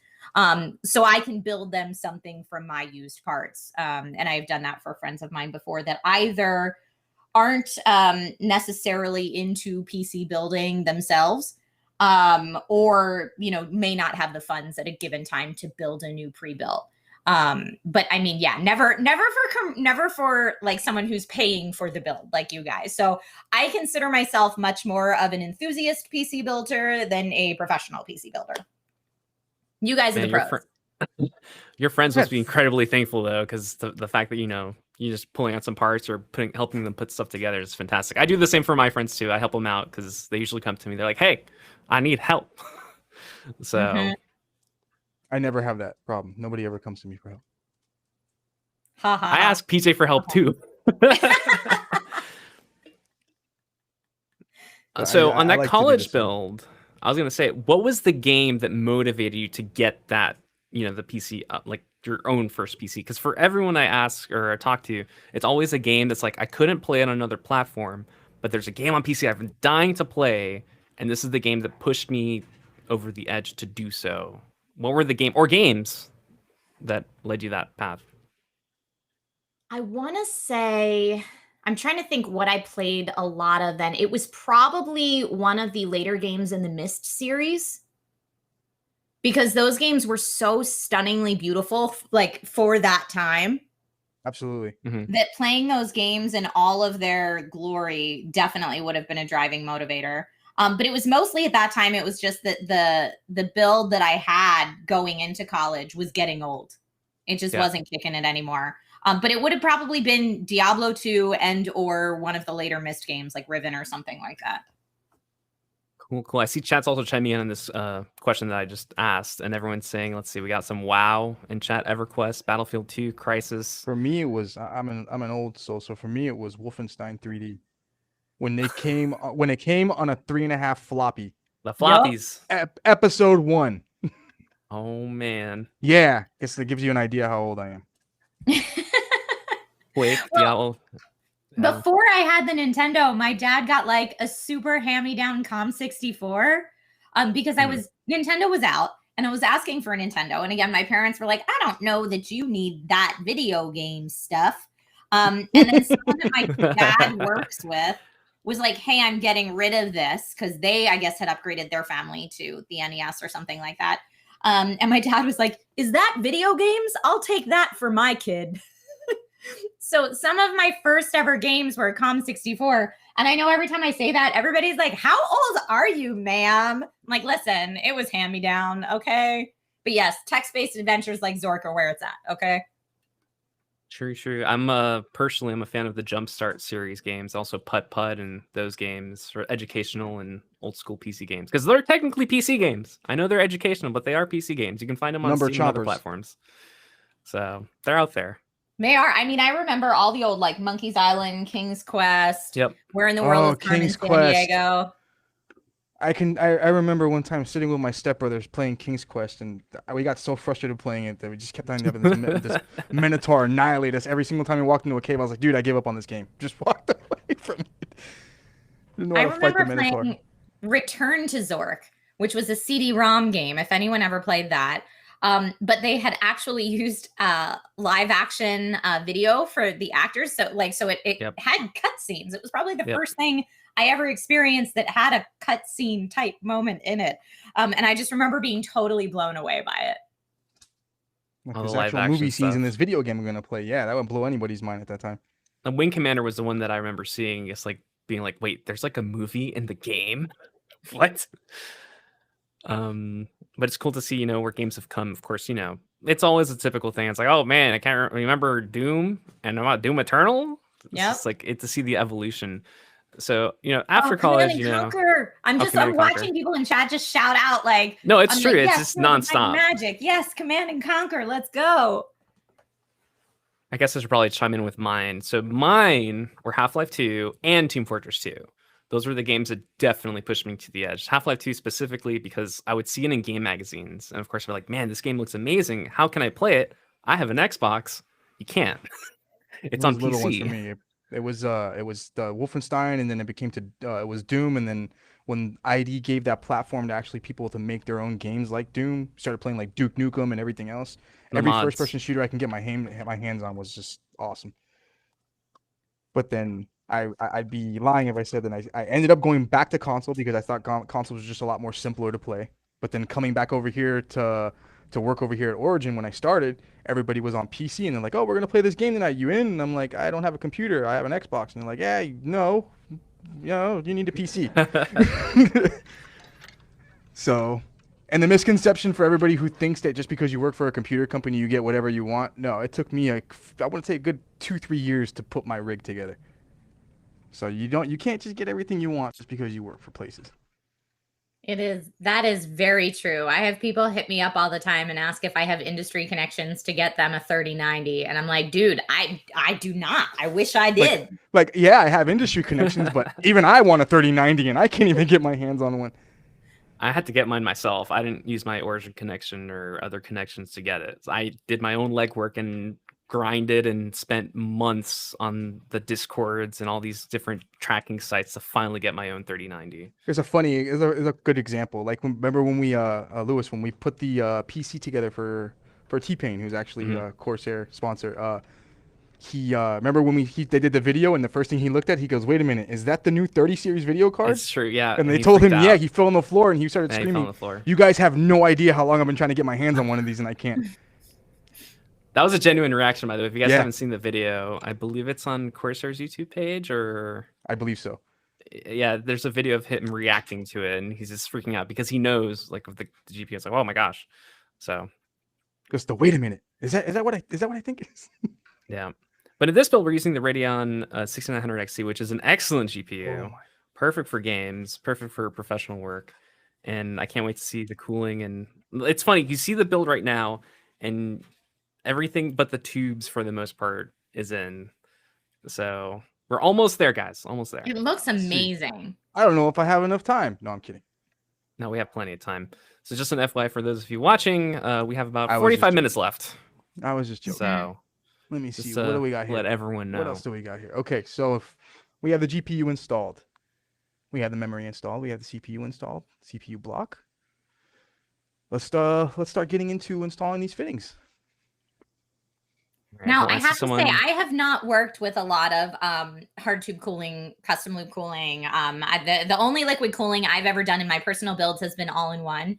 So I'm Mhm. very interested to watch this part and to also ask you, this is a question for both Lewis and PJ. Mhm. Once you get in all of these, beautiful tubes going the direction you want them to go, what do you do if you need to swap out RAM or something? Do you have to take them all back out? No. One of the first thing that we do here at Origin for even in manufacturing when they build these hardline systems is they figure out a way to get the tubes to either stick out at least this far away from the memory, or they'll actually loop it around below it or above it. So Okay, for any maintenance, you can still pull the memory out. This setup right cool. here, I actually have a 90 that comes down, but under the memory, and then it goes back up into the reservoir. So you can still pull the memory out with ease without having to worry about, having to drain the system or pull the tubes out to actually pull the memory out. Got it. There's a way around it. I know it's sometimes those tubes look intimidating and it's like, oh no, what do I do? But there's ways. And these are actually pre-done. So like I said, I did make a replica of the original of the first system. So Actually, are you gonna pull out the tubes now? yeah. All right, let's take a look at the tubes. He's gonna bring them out over here on our angled cam. So again, these are all pre-cut. I showed the video earlier. I can probably show it again while he's bringing them out of tube cutting in general. I'll just play it for people. And that might I have just missed it saw earlier. someone else in chat, and I'm sorry I didn't see who asked it, said, is it the same for M.2 additions or replacements? PJ. It's the same as, I'm sorry, repeat the question, please. My question about RAM, except for with M.2s.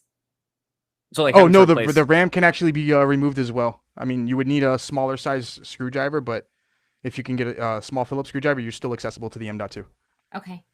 Everything is still accessible. All right, so we're just showing that tubing video again. I really like this video. It's just really cool to see it happen. It feels to me like when you go to a Ren fair and just stand there at the glass blowing booth forever. True, very true. Except, it's for PC hardware, not pots and vases. Right. So. But equally as satisfying. All right. Pre-record. Yeah. People are laughing as pre-record. I mean, what do you want me to do? Have PJ bring out the saw and all the whole kit? I mean, we could, but that would take up a lot of time. We're very limited on time, so I'm sorry, guys. We try. Just gonna swap to the second camera real quick here in my pre-recorded video, and then we're gonna jump back to see the tubes. And there it is. No little crevices. It's all smooth. Thank you very much, PJ from the past.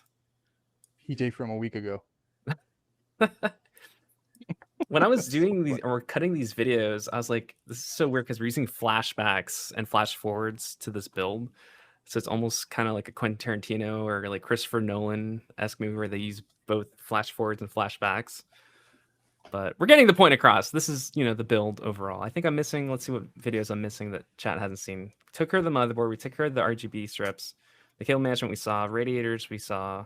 We're just missing the power supply and the XD5 and how PJ take care of that. But we can watch those later. We have plenty of time.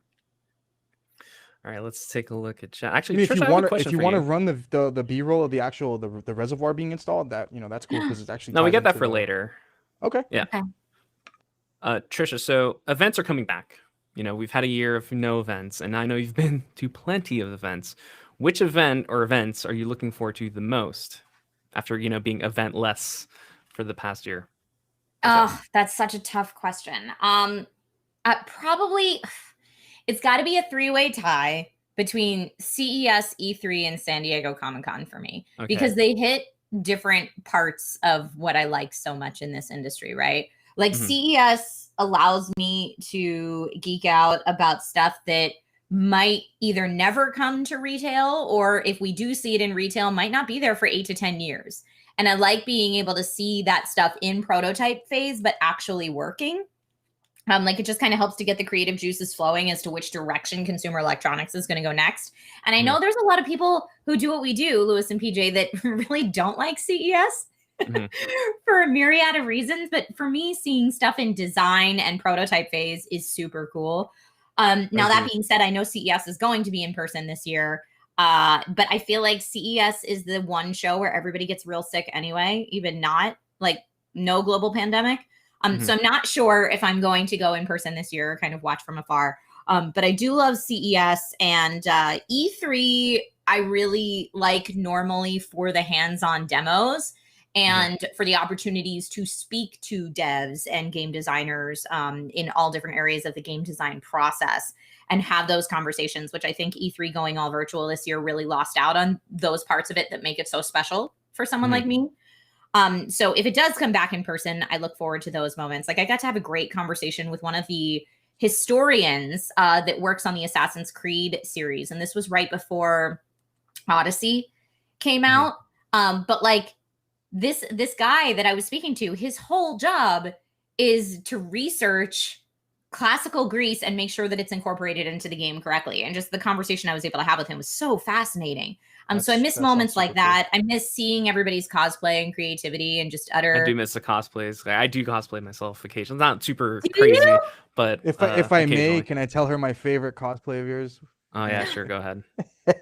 It was for Halloween. He actually won first place. He came as the original Doom main screen. He was the face at the bottom of the screen that always, for the 100%, Of course you did. that would get affected. Yeah, that was my first Halloween contest. I've done previous Halloween contests at the company before, but yeah, it was just like a Doom screen. That one and Jon Snow are your top ones, buddy. Oh yeah, I can see that. You do a great job. Yeah, I had my hair's longer now, but back then it was a little bit shorter, so it was pretty accurate to the show. I think it's still accurate. No, it's that's way too awesome. Long. But yeah, and I mean San Diego Comic-Con, definitely for the cosplay, of course, because you get to see so much cosplay, even more so than like at an E3 or something like that. And San Diego Comic-Con is where I get my fix of. I'm a big fantasy and sci-fi fan as well, so that's where I get my fix on all that kind of entertainment. And I read a fair amount of comics. Not necessarily like I like Marvel and DC, but I'm much more in the Image, Vertigo kind of fandoms. And into some more indie stuff. So yeah, I mean, those would be my three again, because they kind of like attack all angles of the stuff that I like. But of course, hey, BlizzCon, where are you at? Like, there's definitely other conventions that I'm like, please come back because I would love to be there. I can't wait for QuakeCon to come back. This year they're doing a digital event, understandably, but I know I have a pass waiting for me at QuakeCon. I have a seat. It's there. It's waiting for me. It's coming. So, have you been to QuakeCon, Trisha? I have not been to QuakeCon. Oh, that's sell me on it. All right. So, for those who don't know, QuakeCon is a massive LAN party. So when I went, I think it was about 3,000, 5,000 or so people in a giant convention hall. They would bring their own rigs, whether it's a laptop, full desktop, or custom builds. Like I'm talking over the top builds. You could probably, if you Google search QuakeCon custom PCs, you'll see galleries of custom PCs that people bring to QuakeCon. And it's cool to, see everyone, the games everyone's playing, the cases everyone has. And if you're a fan of, Bethesda, its software games, it's also a cool place to see the developers and interact with them and play with them. It's crazy to think that like, we're going to play some Quake together. But if you're a fan of those games, it's definitely a must in at least once in your life to do so. It's basically, people like to compare it to like Woodstock or PC gaming Woodstock, and it's about that with all the fun quirks that PC gaming brings. So everyone brings projectors, so sometimes they play videos on there that are really goofy, whether it's just like GIF loops or whatever meme is currently popular at the time. It's quite an experience, and if you at least have some kind of inkling to PC game, you have to owe it to yourself to go at least once. Okay. Just seeing like all the PCs together, and once you're there, if you go with a group of friends, even better, because you get a table together. All of you can get together and play your favorite games.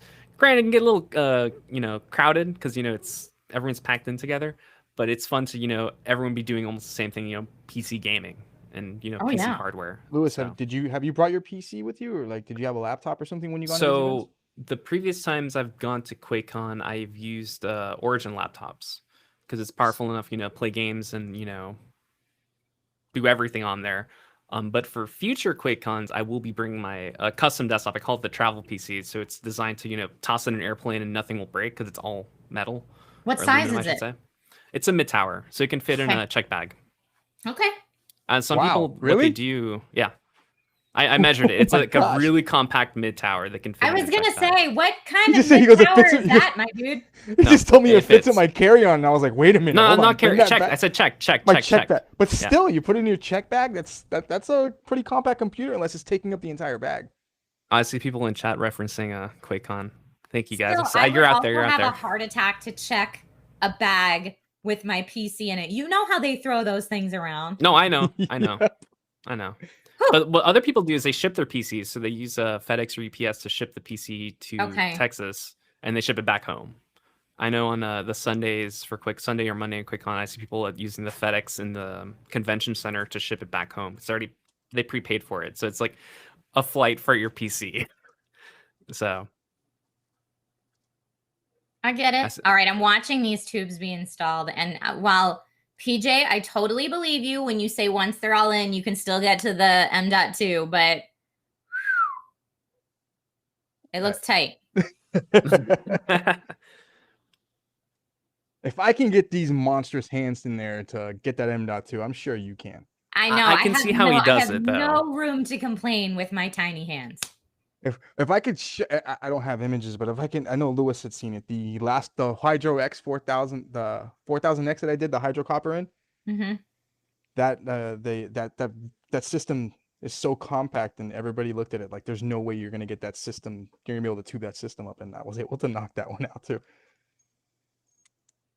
But the 7th, this is just so. It's so accessible, man. I like the idea of the second res on the other video we were watching, so I might want to actually utilize that on a different type of build. I really like the dual res setup. Speaking of the res and the pump, I think this is a good time to show everyone the Nice. XD5 up close. Let's do it. Let's take a look. All right, there it is. So here's PJ showing off the box of the XD5 RGB whites. Of course, it's got some RGB lighting. A link to IQ, and it's white, so it matches the style of the case. Perfect. All right, let's get out of the box, PJ, from the past. There we go, some high-speed building, getting it set up.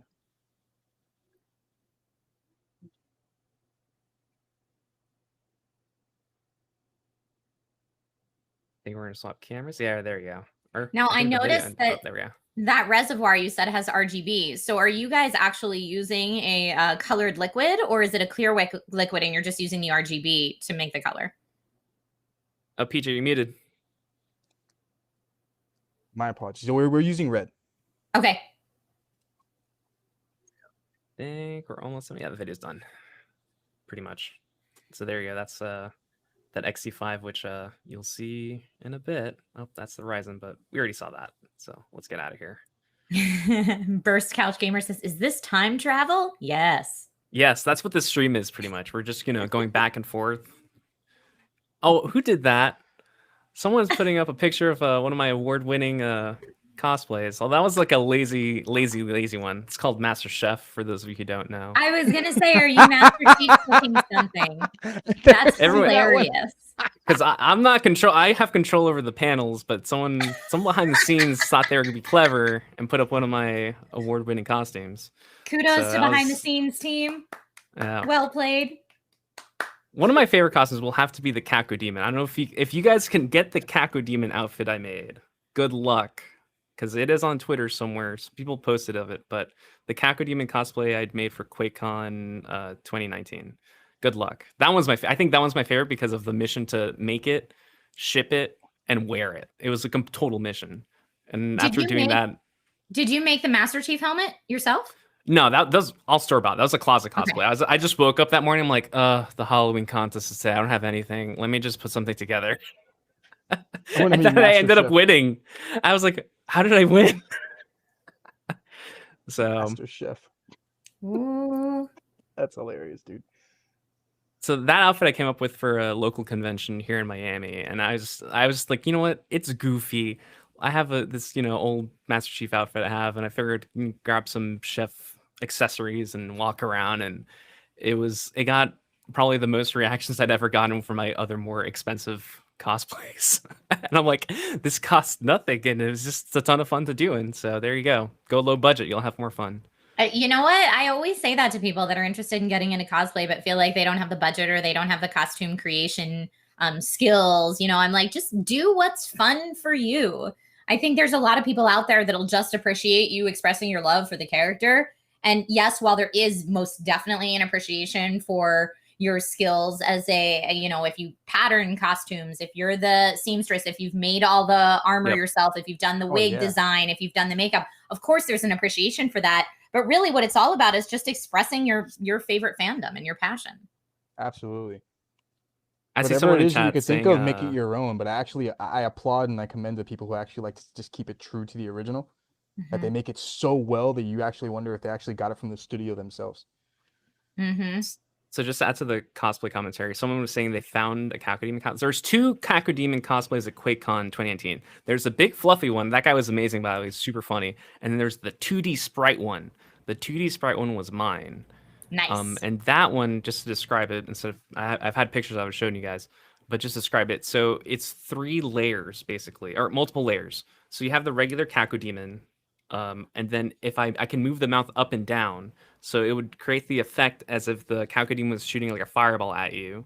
And then if you turned around, you could actually see the Cacodemon's backside with the infamous 2 holes that no one talks about, or no one likes to talk about. So, or everyone likes to talk about. So, but it was a fun costume to put together and ship. I think shipping was the challenge for that one. But now I know feature reference what to do for that. So, what did you make it out of?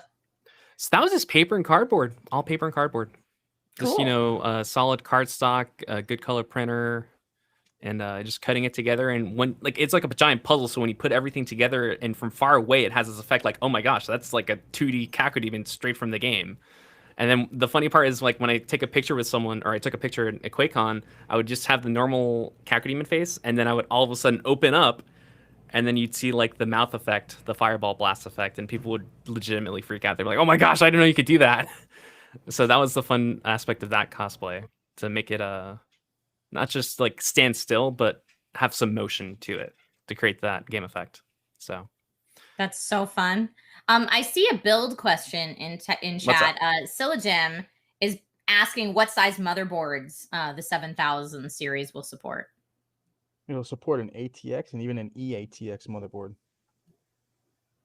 No surprise. So yeah, it's a big case. Says EATX specifically. What you would do, I'm sorry, I have my elbow in the way, but you can actually take this plate cover off, and with the plate cover off, you can actually extend the motherboard out this far. Cool. So it'll take the biggest motherboard you can put in.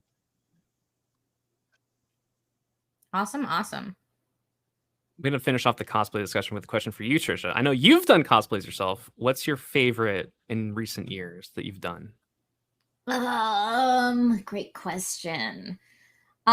Probably the new DCEU Wonder Woman. Okay. Just because that, and I didn't build all of that one myself. But I did and I say that because I did a Wonder Woman years before where I kind of designed and built a leather armor-esque version, almost like a Roman armor kind of take on Wonder Woman's costume. But my build skills were not all the way there. It looked okay. It turned out okay, but like the boning in the front piece of armor buckled a little once I had it on for 4 to 5 hours. Things that until you really wear a cosplay at a con, you might not realize. And like the spray that I used to make sure the boots were the color I wanted started flaking off, so I didn't use the right spray. But I feel like with every cosplay you build, you learn a little bit more. But anyway, my more recent DCEU Wonder Woman, the boots and bodice were made by ID Replicas. Okay. And I had to have it altered because I'm a tiny human, and their small was still big on me. But once I kind of figured out how to do some of the leather working and mold it more to fit me, and then I had to do the God Killer set, so the sword and shield, as well as the tiara and armbands myself. So I thought it came together pretty well, and I was pretty happy with it. But yeah, I've done a wide variety of cosplays over the years. And I mean, my first one started with me, no joke, putting it together with like staples and hot glue. So, but then each one you do, you learn a new skill. Like after that, I was like, okay, this next one I'm going to work with leather for the first time. This next one I'm going to do riveting for the first time. And you slowly but surely. And then I had one where I had to do wig design for the first time. I did Copperhead from Batman Arkham Origins. Yep. Which I didn't pull off the hair correctly because Copperhead has like an undercut and there's no way to fake that with a wig. And I wasn't actually going to shave part of my head for the cosplay. So it ended up kind of looking like a punky Miley Cyrus wig. But it was as close as I could get it. But like I said, you learn and build a little bit more each time. And because everyone told me for a long time when the latest Star Wars trilogy came out that I looked like Daisy Ridley, I had to do a Rey. So that's a really fun one too.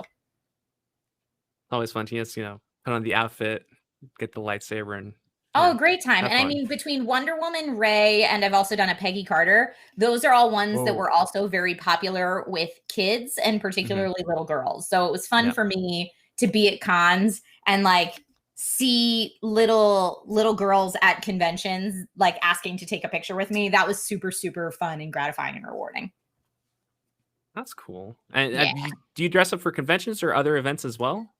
Mostly just cons. I mean, again, I'm not a professional cosplayer. I just do it for fun. I mean, I like attending conventions. I always have. And I just always thought it was more fun to attend in costume because if you have the option to go cosplay or no cosplay, why not cosplay? That's what I always say. I always say that. I'm like, it's like, you can't not like, once you do it for the first time, and you have that interaction of like you're dressed up as you put together this outfit and you interact with people that are in your same fandom or in the circles. And I think when I did the Hotline Miami cosplay, that's when it clicked for me. Because I'm like, oh my gosh, I didn't know this many people really liked Hotline Miami. Because people were freaking out. I'm like, oh my gosh, like I thought this was obscure indie game. This was like way before the game really blew up. And people like, no, they legitimately responded. I'm like, this is great. I should do this more often. Fast forward a couple of years, I keep doing it. And I mean, even if it's like what I like to call a super lazy cosplay, where it's either, right off the shelf and barely modified, or I haven't done this one yet, but I'm going to, where it's like, I just don't have time to put on a full cosplay, but I want to do something. I just want to like make a headband and put a Sims plumb bob above it. That's hilarious. Wear whatever you're going to wear, but just toss that on. And then you're still like, I don't know, for me, it would feel like I'm still participating in some way. And someone will get a picture with you. It's like, oh, it's a sim. So, speaking of Sims, do you think we'll see a Sims 5 at EA Play this year? Ooh, I have friends that are really into The Sims, and all of them are just like eagerly awaiting any sort of news. But I have some cynicism thinking no. But we'll see. I don't know. I would like to be wrong. I mean, it's been a tough year for games studios overall. So not having huge announcements is kind of the norm we all expect at this point from 2021. But we'll see. I mean, that said, Forza Horizon 5 from the Microsoft conference completely shocked me. I did not expect that. Because, going to these shows, you're kind of like, oh, I know what to expect for the most part. I follow the gaming news and have some ideas. Like, so-and-so developer, so-and-so studio is working on this, most likely. And then when you're watching the thing and you're all of a sudden Forza Horizon 5, and it looks that good, you're like, oh, man. Right. Racing games. Did you see Forza Horizon 5, PJ? He's a big racing guy. I did. Oh my gosh. I enjoyed it because there's a lot of actual YouTube influencers that I watch that do all these these incredible like car modifications to cars that they buy. Some of them actually go buy they'll buy totaled cars, or not totaled cars, but something that can actually be salvaged, and they bring it back to its original look and then make it their own by doing these crazy modifications. And one of them in particular that he makes these body kits for the new Corvettes and Lamborghinis and stuff. He actually has his company in the game now. So he put a video up that when they launched the trailer for it, he was like blown away because they're showing a scene of the new Corvette and it has the body kit that he created on the car. So he was like, "Oh my God, look, they put me in Forza! I can't believe it." So it's really cool, man. I'm super hyped for that. I'm super hyped for that game. That's super fun. I see a bunch of people in chat are asking for a cam switch. Can we get an inside the tower view for an update? Of course. There you go. Are all the tubes in or no? I think we're missing. I got one more to go.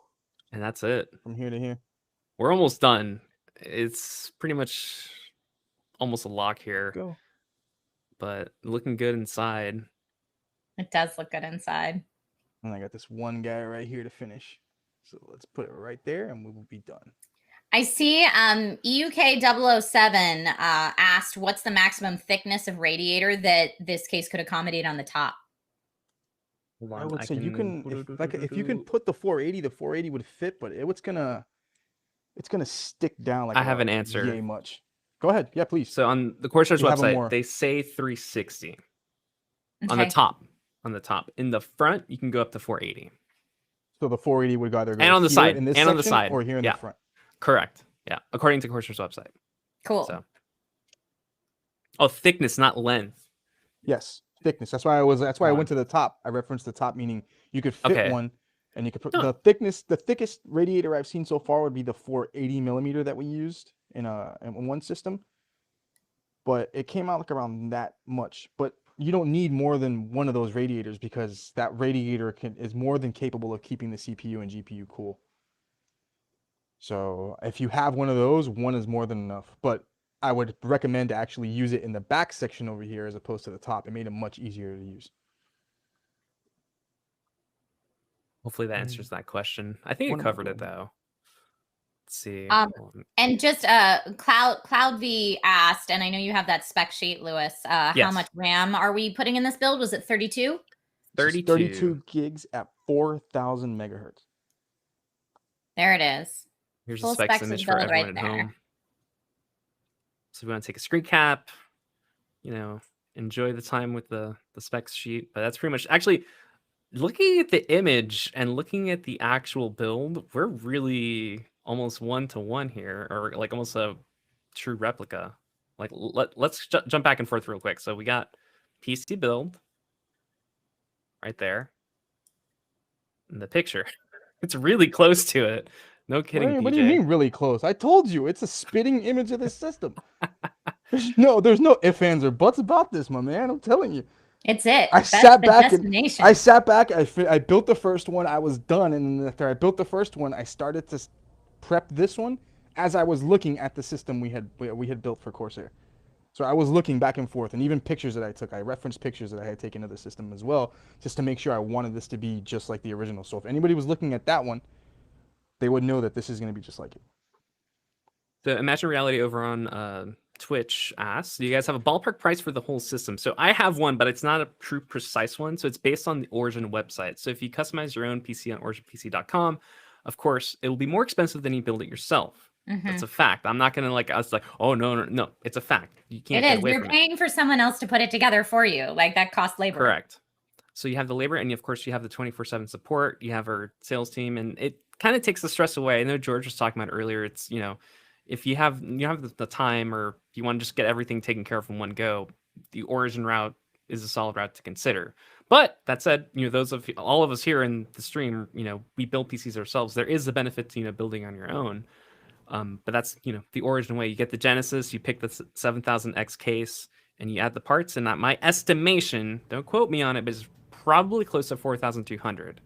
And while for some people might, oh my gosh, you have to consider liquid cooling, 6900 XT, Ryzen 9 15900X, the labor. It's like all this stuff put together, and it should be close to that price point. If not, it might be a little higher, but it's definitely close to that price point. You can try, for those of you in chat, if you're curious, you want to go mess around, originpc.com, go to the Genesis section and start customizing. And if you take a screen cap of the specs sheet, here we go.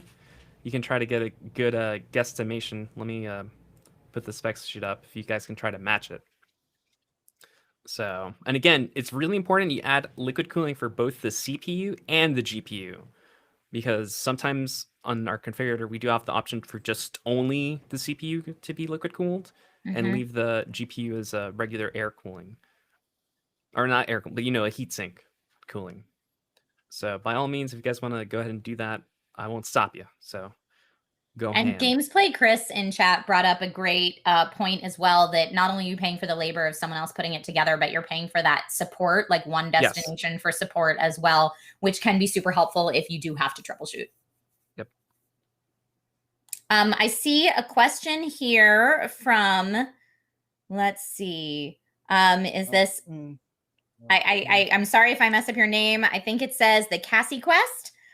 Did I miss how the wiring in the back was done? I can't get all my fans wires to look as clean. I have a Commander Core and Commander Pro 9 QL120 fans, and it's a struggle. 5000D airflow case. So PJ's showing off that look there. You're muted, So PJ. clean. If you're asking for any advice or help, the one thing I can tell you is you're gonna have to sit down, and you're gonna need a lot of zen and patience. It doesn't Anybody can do it. You can make it nice especially if you're just following the rails and everything else in the system. But you got to sit back and analyze what you're doing. Like if I have steps, if my personal advice of how I go about building my systems is the first cables that get ran in the system are any cables that go with the case. So my USB 3.0, 3.1 Type C, HD audio cables, power reset, all that is run first and zip tied. The next thing I'll go about doing is I install my fans. If I have to add the AIO to combo with the fans, you add the AIO too. Then wire all those up as well. Like if Lewis was able to go back and pull the whole video of me wiring the system up, you would notice that the last thing I put in was the power supply cables. My 24 pin, the CPU cables, everything else going last. I don't need to do any of that because I don't want that in my way. The less cables in my way, the better. Because my personal experience actually being by watching certain people build systems is they start putting everything in the system, and then once they turn around in the back to go start wiring everything up, they have this cluster of cables in their face. And I can understand 100% how your mind would just pop like, how am I going to do this? So don't allow yourself to do that. Take it step by step. Once you do that, you have more of a visual look, like where a plan of where you're going to run certain things. I can do this, or I can do this, or I can overlap these cables with this cable, because then you won't visibly see it. If you're not about the aesthetic looks like I am, just having everything streamlined and just basically neat running parallel to each other is perfectly fine. But if I can make my system not visually see any cables, that's my go-to. That looks awesome, man. You're a pro. Thank you. Yeah, I'm putting up the video again of the cable management because we were talking about cable management. So we're also going to hop over to our power supply video, which also has some cable management as well. So here's a quick little unboxing of the RM1000X power supply. PJ from the past. That guy, man, that guy's taking all my shine, dude. Yeah, he's put in a lot of work, didn't he? That PJ from the past. I don't know about him, dude. We're gonna have to have a conversation with that guy. All right, so going a little angle there. Some of the cable management. You can see some of the power cabling right there, actually. All right. Close with the motherboard. So I think, and then there's that power supply. The little window. I like the window. Yeah, that's the cool. window before the stream. Just, so it's a really cool way to showcase the power supply. So. I see. Stand over here now. I see a question, PJ. When we come back to you, if you could show us, Mammoth asks, where would be the draining location for maintenance for the specific loop that we're building? The system does not have a drain loop. Oh, I don't particularly put drain loops in my systems. This one, I honestly don't feel it needs a drain. I can add a drain loop, but it doesn't necessarily need a drain. I can put one. I usually hear at the front, because if I do a particular system like this, I always add a soft tube fitting to add to the system itself. But that's how I would particularly drain the systems. The drain valve itself, I didn't see any particular spot that I would have liked to put it, but it's still very simple to drain these systems. You don't necessarily need to have the drain valve. I tried to build this system as best as possible where you didn't need to drain anything in order to do any maintenance. Or the maintenance would be, I'm sorry, my apologies, where the maintenance would be easy enough to not have to drain it. You can actually access to everything possible without having to drain the system. okay. Well, and this actually leads perfectly into another question we have in chat from the Moose, who says, I've always been so scared of liquid cooling. And I mean, I'll throw myself in there as well, not just from a build perspective, but from a maintenance and later upgrade perspective. Are there any tips you have, PJ or Lewis, for a newbie to liquid cooling? Patience. So patience, and do a lot of research as far as when it comes to making sure that all your components are put where they need to be put.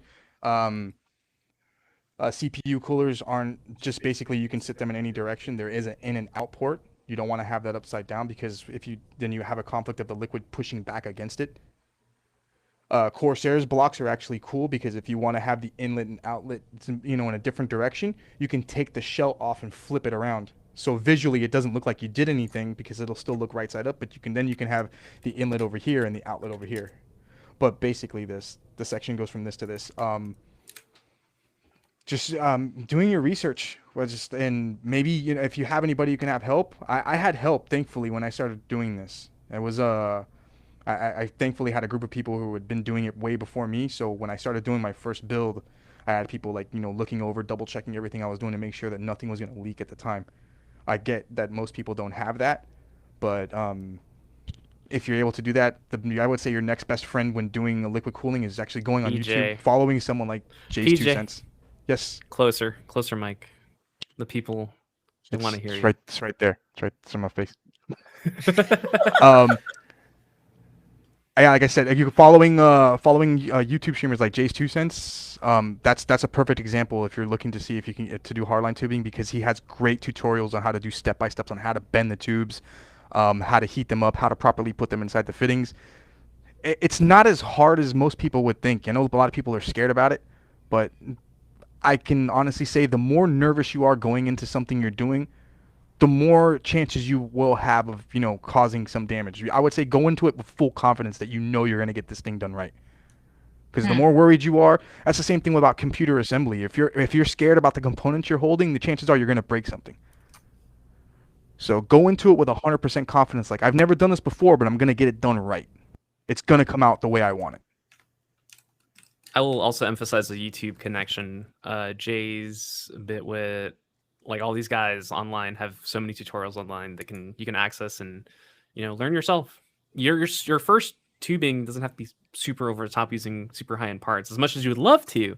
My recommendation would be get some tubes, start messing with it, and if you can, like Trisha was talking about a Frankenstein build earlier, what if you do a liquid cooled system with a Frankenstein build, like old parts that if for whatever reason you mess up, That's they a won't great be idea. missed. Absolutely.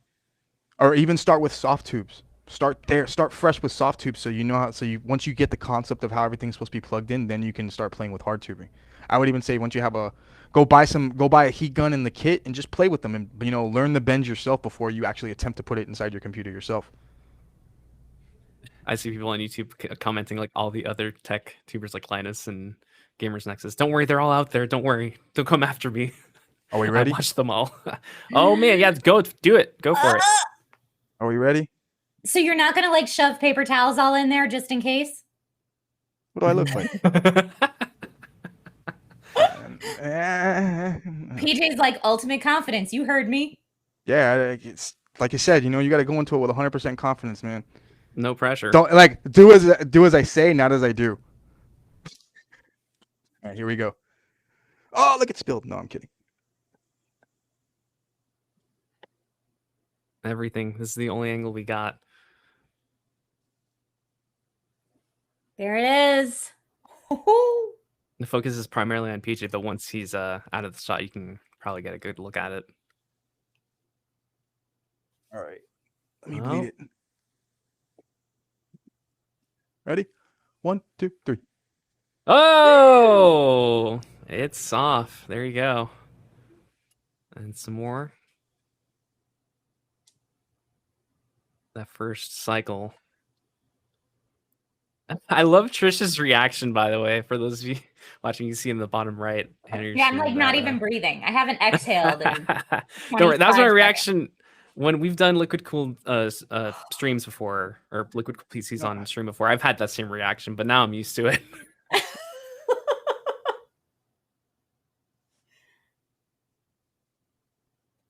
So let me check something really quick. I think you're doing some cleanup there. Uh-huh. PJ, if you want, I don't know if you want to get the Epoch Cam, awaken it so we can get. I'm trying to get the Epoch Cam running, but unfortunately, it is. I think I locked it. Okay, don't worry. We have another camera on standby just in case. Let me take a look at that one. Yeah, that camera's still there's good. some really interesting liquid cooling questions in chat. McKeel said, why use 90-degree bends when 2 45-degree bends reduce the amount of friction the liquid encounters as it flows around the corner? PJ. Preference? More of a preference. Not any, there's no particular reason why. I just... Ooh. Spilled a little from the tube. Oh, man. A little came out of the... Gunmetal 88 says, how often would you have to change the fluid in a liquid cooled setup? Do you prefer coolant or distilled water? I prefer coolant. I would do it I would do it maybe once every 6 months safely. Most people say 6 months. Some people actually tell you, you can leave it in there for about a year and a year is fine. But I would say if you have the capability to do it every 6 months, it would keep it cool. You don't necessarily want to have any corrosion inside, because then the corrosion itself you can't prevent from damaging your tubes. Then it Got it. starts to look ugly.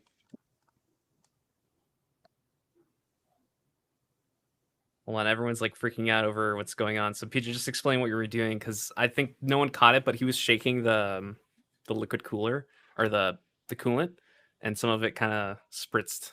Yeah, that's why I want to move this so I can get it out of the way. But it's fine. Do I see any leaks? No. So Let you me know. there, little commenter, I know you're there. There are no leaks. It's there. It's clean.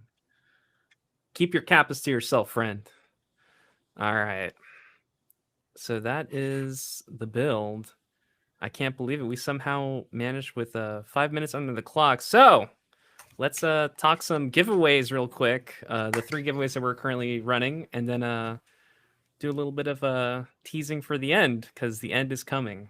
I can't believe it. We've been here. The total stream has been about close to 2 hours and 55 minutes. Trisha, you've been on the whole thing, so you're a trooper.